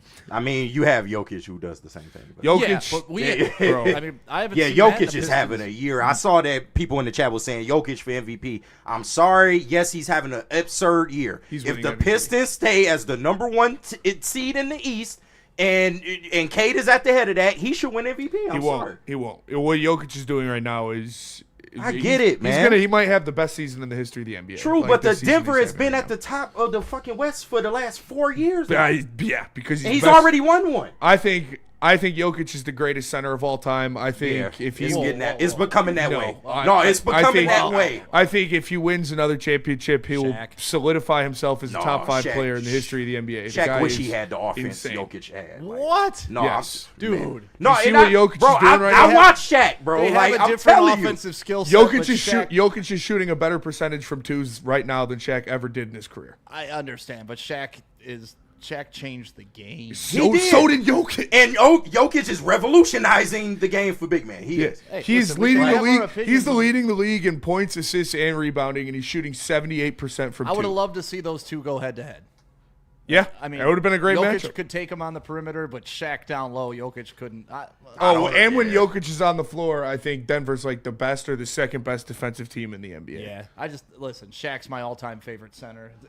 No, he's mine too. Absolutely, it's gonna be tough to talk me off of anybody. Being right now, Shaq is arguably the best center of all time. I think Jokic is right there. No, it's becoming a conversation, whether y'all want to or not. If Cade does win the MVP this year, that'll be the first American-born MVP winner in the NBA since 2018, James Harden. Wow. That's 7 years of foreign players being the MVP in the NBA. So Cade is really the only shot we got. Right? Wait until that first Team USA alley-oop from Cade to Duren, because they're both going to be on Team USA. Oh, you fucking know it. Basketball. Oh, man, you know me it. too. Have you seen that special on Netflix about Team USA basketball? Oh yeah. When Kevin Durant's like, chemistry, that's gonna help you guard Steph. And Steph went out there, just killed France. That dude. shit was crazy. That was. I saw somebody tweet like, that was one of my favorite basketball games I've ever watched in my entire life. Yeah. And like, you guys know how much I love Team USA, and seeing Steph do that, I saw somebody tweet, I'm getting goosebumps thinking about it right now. But somebody was like, so that's what it actually feels like to root for this motherfucker. And that's truly what it is. Because, I like the Warriors. I like Draymond. I like Clay, obviously. And it was fun to watch them win. But I never had a rooting investment in Steph Curry. Then I did. And it was magical. Yeah. That guy on your side, huh? Yeah, Nice it to was have that fucking guy on your awesome. side. Yeah. Spenny, throw up a chat. Shaq versus Jokic. Okay. Because there's They a going split crazy decision in the going chat. on. Y'all, Donovan says, I I've don't know jack seen about basketball. Shaq. I get it, bro. But we all saw Shaq. It's becoming a conversation, whether y'all want to admit it or not. Jokic is revolutionizing the game from the center position. He really is. He has. And He Shaq did has, it- right, to And your Shaq point. did it in a different No, way. he Shaq did, did yeah. it with power and speed down low. The game Jokic was is doing different it with back then. finesse and interesting though. Like I said, right now, Jokic is shooting a better percentage from two than Shaq ever did in his career. And we all know what Shaq gonna do. Oh, I have 4 rings. D-Mac, when players compare eras, does it how do you digest that? The game's different. I mean, Shaq was and also too, I don't know, the size of guys, more so today. Shaq just dominated. When he's out there, he's the biggest human being out there, and what he did down low. But that was sort of the game. Now it's a 3-point game. It's kick out, so the big men got to be shooters from more of the outside. And that's why they're paid attention to. It's like our conversation earlier. All the games have changed or whatever, and I guess it's personal preference. And right? and would Jokic be able to stop Shaq one-on-one in the paint? No, nobody's saying that. Shaq also would not be able to do anything to Jokic on the perimeter. That's what makes this a good Bro, Ben conversation, Wallace right? shut Shaq down. I think Jokic, I'm not saying he win every time, but it's a conversation Jokic would be able to handle. I mean, himself. Ben Wallace is Jokic one is of the best tough as defensive nails, players too. ever. No, for sure, for He's sure. a tough But- dude, man. But to D-Mac's point, during Shaq's era, Shaq was the biggest of them all until Yao Ming came around. So it was unheard of to have a 7'2" center that was that strong and stuff like that. Now you have 7'9" players in college. Yeah, but it's they're like different. Sean Bradley, where you can break them with a they're just so frail. I get it, Shaq, man. Shaq was a genuinely built human in a 7'2" frame. He looks normal upon proportion. Yeah. Most 7'2" guys look like they're a drawing out of a Roald Dahl book. Yeah. And So- before we go to break, Jokic is averaging 30, 13, and 11, shooting 43% from three. Come on, bro. And Shaq 62% from the field. What was Shaq doing? I don't know. Shaq's prime. And I see y'all in the chat. Jokic ain't white; he's Serbian. So he is Serbian. He's spicy white. We claim him. Serbs. We get Serbs. The whites claim the Serbs. Yeah, we get Serbs. Do y'all? Okay. Yeah, we claim them. Shaq's best season, it was 30 and 20. 30 and no way. 30 and 13, 30, 13 and a half. 4 assists a game. Wow. 3 blocks a game. He shot 57% from the field. So it's comparable. Don't even look at the 3-point though. I mean, I don't think he took. I don't think it's comparable because he's averaging 10 more assists and he's averaging 10% almost better from the field while you gotta shooting remember, 43% Shaq, from and three. he shoots from everywhere. Yeah, But you gotta 43%. remember- He's not just shooting from on the 5 paint. attempts a game too. It's not like he's just shooting 1-3 a game. But remember, Jokic isn't playing with a Kobe Bryant either. That's going to absorb some of those shots. I mean, if The Jokic offense- was playing with Kobe Bryant, he'd average 20 assists a game. Yeah, it'd be nasty. It would. I'm just saying, Jokic doesn't have anybody he has to defer to. Yes, that's fair. That was his the ball MVP had to year. be split a little bit. for sure. Shaq only won one MVP. That's criminal. Who, Shaq? Yeah, because Steve Nash won the other one. Stole one. Yeah. Nash won 2. Yeah, the year that Nash won, but I mean, that was Shaq's Miami Heat year, I believe. His first year with the Heat. Yeah, but he only averaged, it was 23 and 10. But that was, for that era, it was like, that was really good. 60% from the field. Nash was 40, 50, 90 that year, like, 50, 40, 90. All right, let's go to break. We'll come back. Mad Packs, Spenny. Mad Tell Packs. about your hoodie. Shout out Mad Packs. Make sure you go to getmadpacks.com to find a store near you carrying the best product in the game, whether it's the high-low pre-rolls, the Boom Shakalaka Tarantula, the THCA Blizzard Pack Infused Moon Rocks, or any of their top-shelf strains. Just go to getmadpacks.com and find a store near you. Mad Flavor, Mad High, Mad Packs.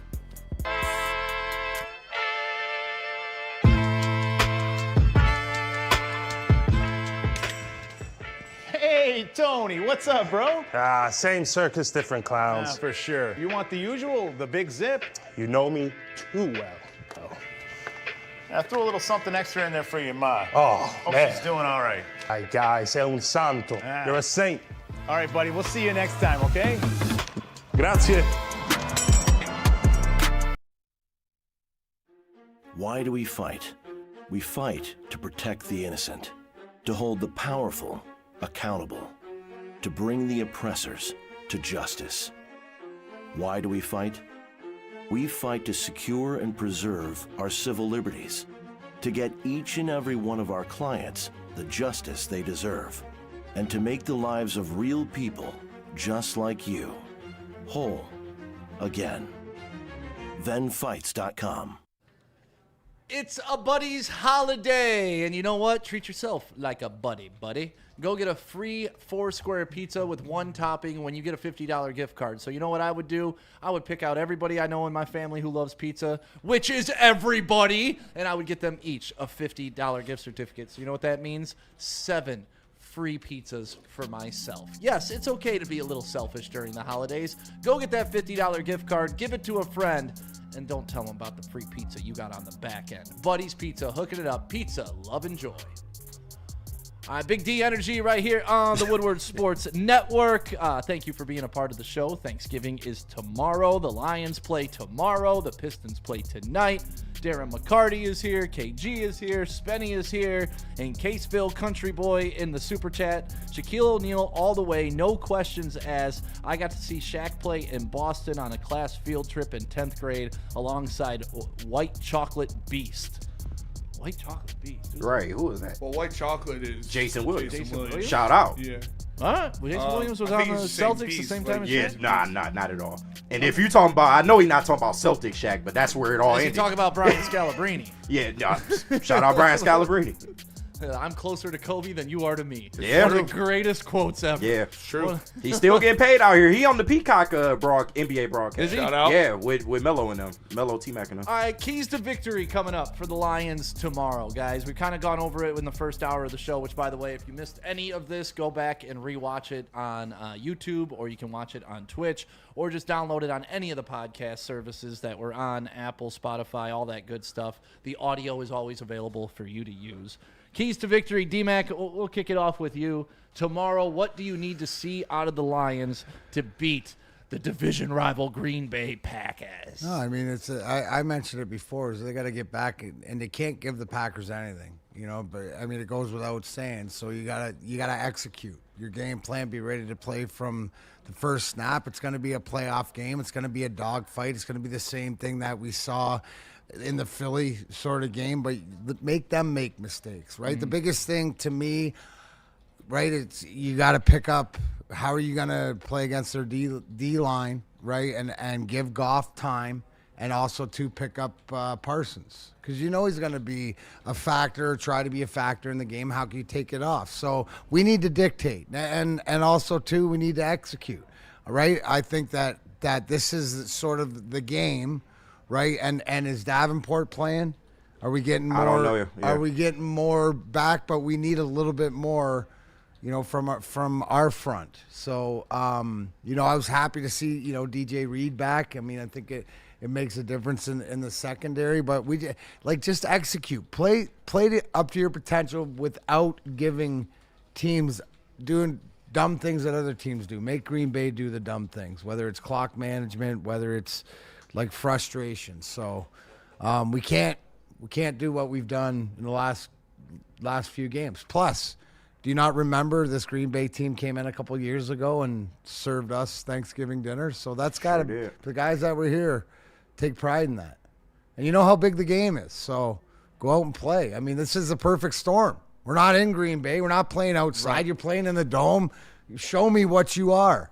Marcus Davenport, full participant in practice Monday and Tuesday. So that is indicative that he will be playing on Thursday. And so maybe it has an impact or helps have an impact. Right. So it's like enough for the bit. Like I haven't seen. the jokes. I'm man.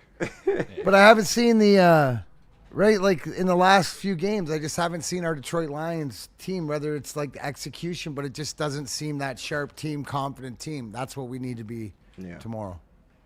Penei Sewell limited participation as well. He'll play. Isaac Tesla limited participation. Brock Wright did not participate. So tight end position is getting pretty tight for the Detroit Lions. Yeah. Taylor Decker, limited participation. Brian Branch, full participation yesterday after limited participation on Monday, so he'll be playing. Terrion Arnold, limited participation. So you're getting Terrion Arnold back. You're getting Marcus Davenport back. Brian Branch played last week, but he's playing again. I mean, those are some good pieces to get back on defense. What are your keys to take away, KG? 3 easy ones. First being the offensive line has to show up because Micah Parsons is going to be a problem. He's also going to create lanes for other people on that front four and maybe, a linebacker or two to slip through. You have to be able to protect Jared Goff on passing downs. On run downs, I'm not as much worried. The run game looked a little bit better last week. Gibbs having some home run plays definitely added to that. But pass pro especially, you have to protect Jared Goff. Two, the front seven for this Lions defense has to play better. Last week you kind of got dominated, bro, in the trenches, and then even in coverage, the linebackers a lot of time out of position, not making the right reads and missing tackles. You just need to see better play from that front seven of the Lions defense. And lastly, your boy Jared Goff, man, he's got to play better. But no, I support Jared Goff. I'm not a Goff hater by any means, but at the same time, some of these dudes in the chat. No, but at the same time, he has to improve. The offense has been a multitude of things. It's been them not running the ball well. It's been the offensive line. It's been the receivers dropping, and it has been Jared Goff at times not connecting on passes he should connect on. So Jared Goff, this game's going to be on you, big dog. You got to put points on the board, and I look for Jared Goff to go out there and have a good game. Jared Goff redemption game. Who was that intern talking shit in the Jeff? Yo, who was that? Shout out Jeff. Intern Jeff. That was Jeff. Jeff about now. Yeah, that was Jeff. Jeff be crashing out, dog. Jeff does crash out. Well, this kid's going down the wrong hole real quick. He ain't going to be working here long. Cat, we need him, and he is a great asset to our team because we have like 5 people that work here. I do. I don't know about that, Spenny. I do. Trust me. He's good. I don't know about that. We cannot afford to lose anybody, let alone free labor. Yeah, no, all right. Yeah, I mean, you get what you pay for, apparently. Yeah, and he is a great asset to this team. He's always there. Good things ain't cheap, and cheap things aren't good. I don't know about this kid. Benny, what are your takeaways from this game? My takeaways from this game, my keys to this game are pretty similar. You need your big dogs to be big dogs. You need the guys you paid, the Jared Goffs, the Amon-Ra St. Browns, the Jameson Williams, the Aiden Hutchinsons, the Ali McNeils. You need your guys to step up. You need your thugs to be thugs, to go out there and to bully the Packers. You have better players. That's all that matters. You need your good guys to be good, better than they're good. So that's what it is. You got paid. You need to step up in the biggest moments. This is the biggest game of the year. This is almost the division on the line, pretty much the division on the line in this one. So you're going to have to go out there, and you need your guys to take care of business. Well, I mean, those are all good points. Sorry, just reading the chat right now. It says Jeff is Easy's brother? No, he is another racially ambiguous mixed person. Okay. Something must get crossed in He the looks brain. Mexican, kind of. Okay. We don't know what We talking about Easy or Jeff? Easy's Mongolian. Yes. Allegedly. Is he? Yeah, Right. He's like Samoan, right? We don't know what he is, bro. Well, doesn't Genghis Khan? He's a question mark. Genghis We don't Khan's DNA's through like what, 12%? Yeah, like 12% of the Right. population Nah, has Genghis Khan's DNA. not easy It makes claiming sense. that. Oh, dude. Legendary. Genghis Khan was a pilgrim Piping too. chicks. Yes.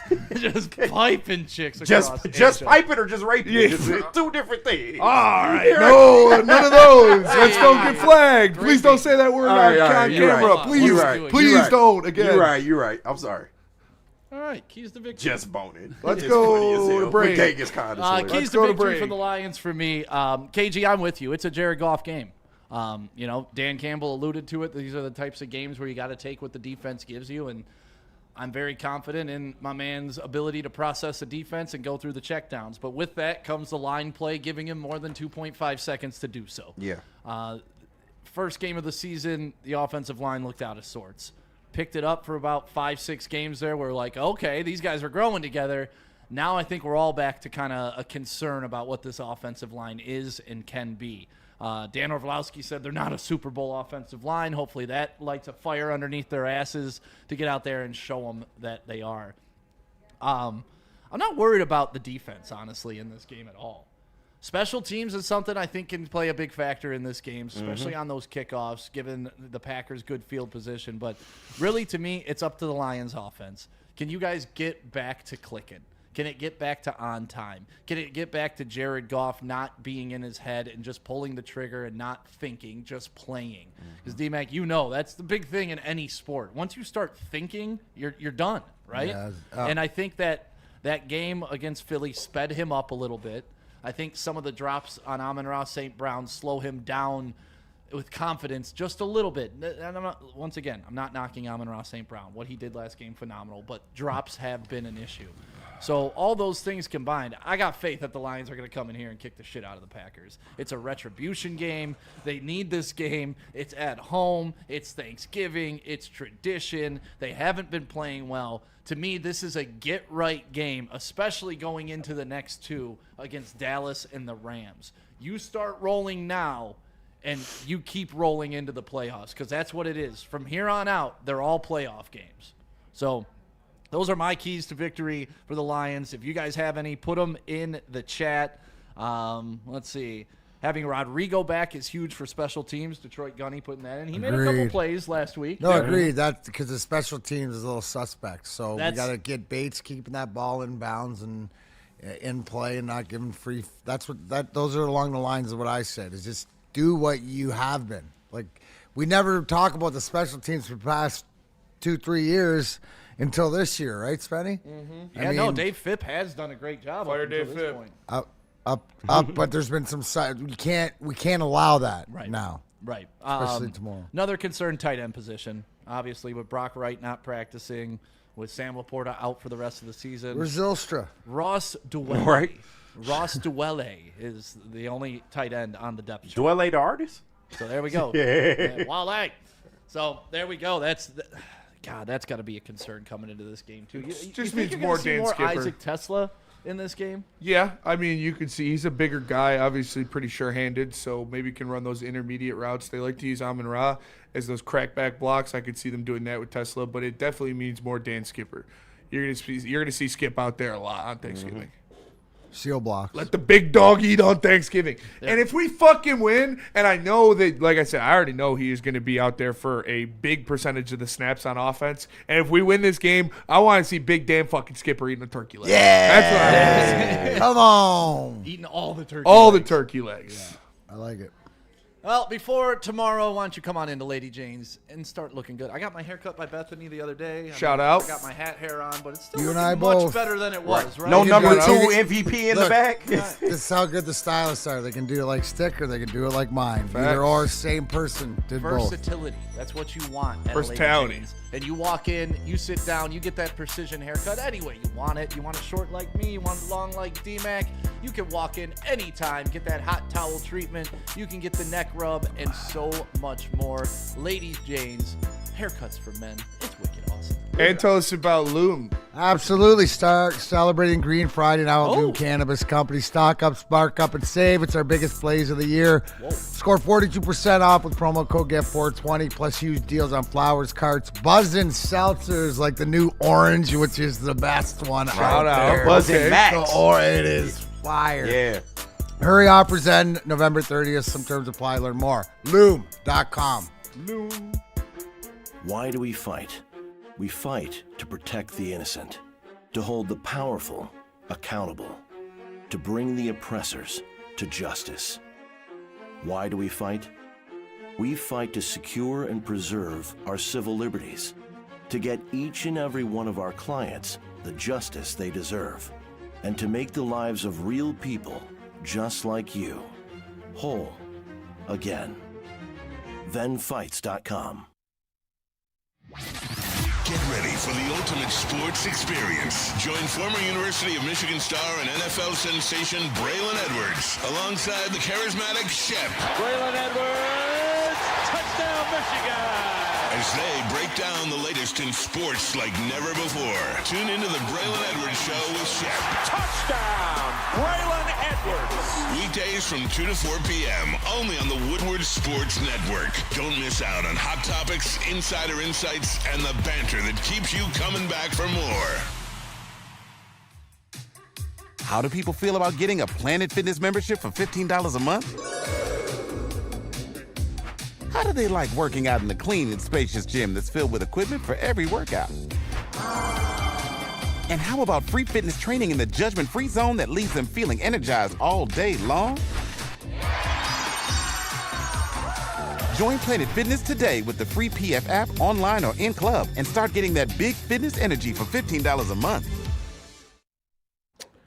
Welcome to the jungle. Head to Jars and get your hands on Jungle Juice, a bold, high-performance cannabis brand where raw power meets rugged innovation. They've got a full range of products from pre-rolls, flower, and vapes to edibles like chocolates, gummies, and sugar cone snacks. Check out the Jungle Juice infused pre-roll line. It hits hard and comes in 12 different strains to choose from. You can find Jungle Juice in over 200 dispensaries across Michigan, including your local Jars. Follow them on Instagram at Get Jungle Juice and experience the power for yourself. Just be careful with those cones because they're delicious, and next thing you know, you smashed a whole bag. Yeah, like, just be careful. I'm just warning you guys. Absolutely. Yeah, they are fire. Sound like a challenge to me, Stick. And strawberry shortcake, caramel. Well, the problem fudge. is it's a vicious cycle because, you know, when I get a little, you know, feeling good, I get a little snacky. And then I want some chocolate and something sweet. And then when I eat something chocolate and something sweet that gets me that's feeling lead. good, That's I just, lead. like, in. That's why it's a vicious cycle. That's why I keep a thing of the mini Reese's cups in the freezer. All right. Keep them boys on deck. And my mom came over to check out the house last weekend. She dropped me off.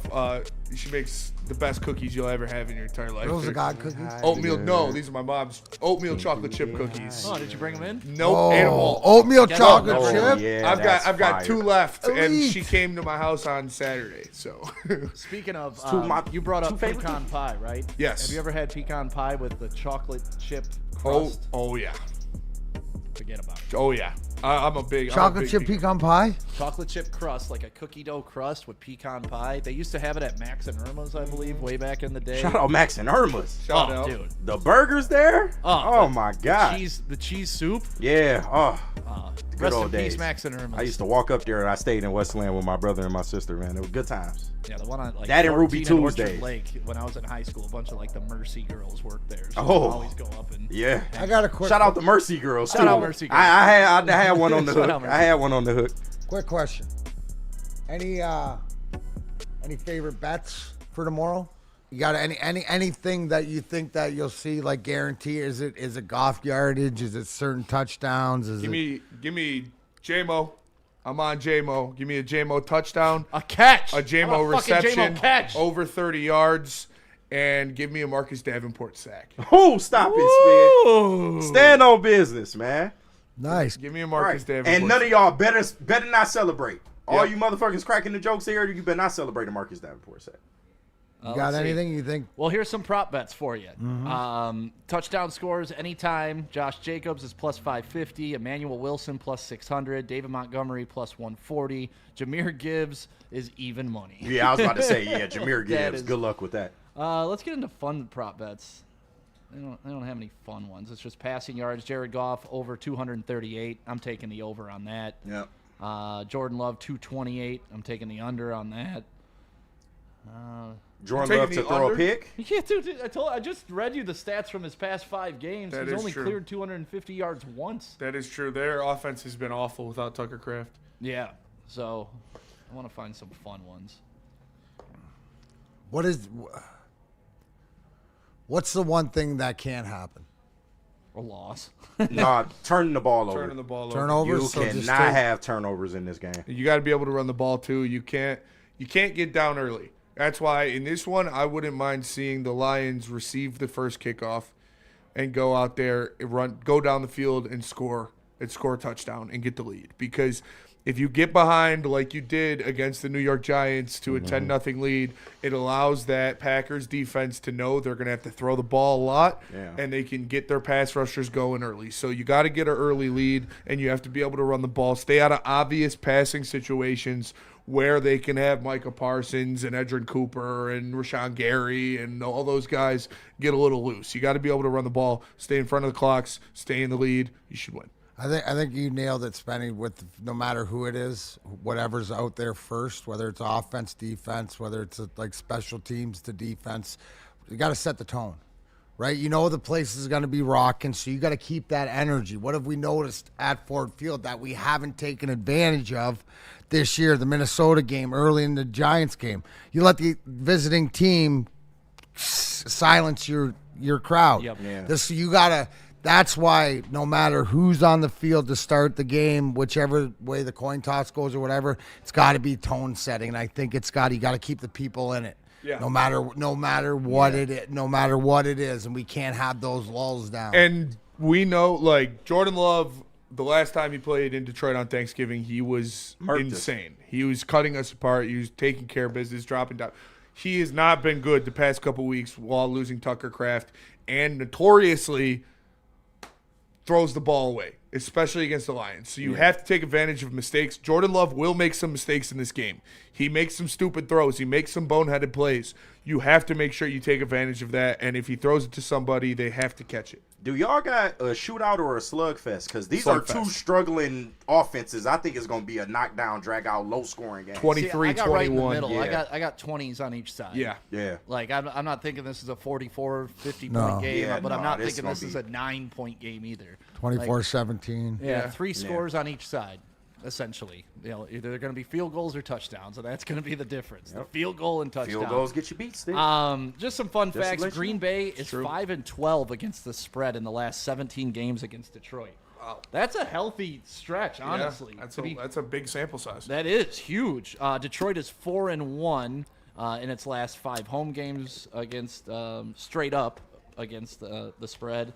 And then Detroit is 6-2 against the spread in its last 8 home games against Green Bay. So, I mean, Lions are riding that spread. You know, good teams win, great teams cover, and the Detroit Lions are a great team. So looking to do both. We'll find out tomorrow if they will be number 1 in the division by the end of the weekend. And how different will it feel going into next week, looking down upon everybody instead of looking up at everybody and hoping some teams lose? All you can do is take care of what you can take care of. Sir. Happy Thanksgiving, everybody. Go Lions. Happy Thanksgiving, and we're thankful for everybody that's a part of the Woodward Sports Network and you guys being a part of the chat and liking, subscribing, sharing, commenting, even if it is talking shit. We appreciate you being a part of this little venture that we started 5 years ago. Detroit Sports, you guys needed more. We're trying to deliver more, and thankful for everybody that works on the staff here. Too many to name right now, but the two sitting right in front of me, KG and Spenny. Thank you guys for all you do all year. D-Mac, you know how I feel about you. Absolutely. Teamwork, Appreciate you, dreamwork. Stick. All right. Deuces. Love you, Stick. Love you.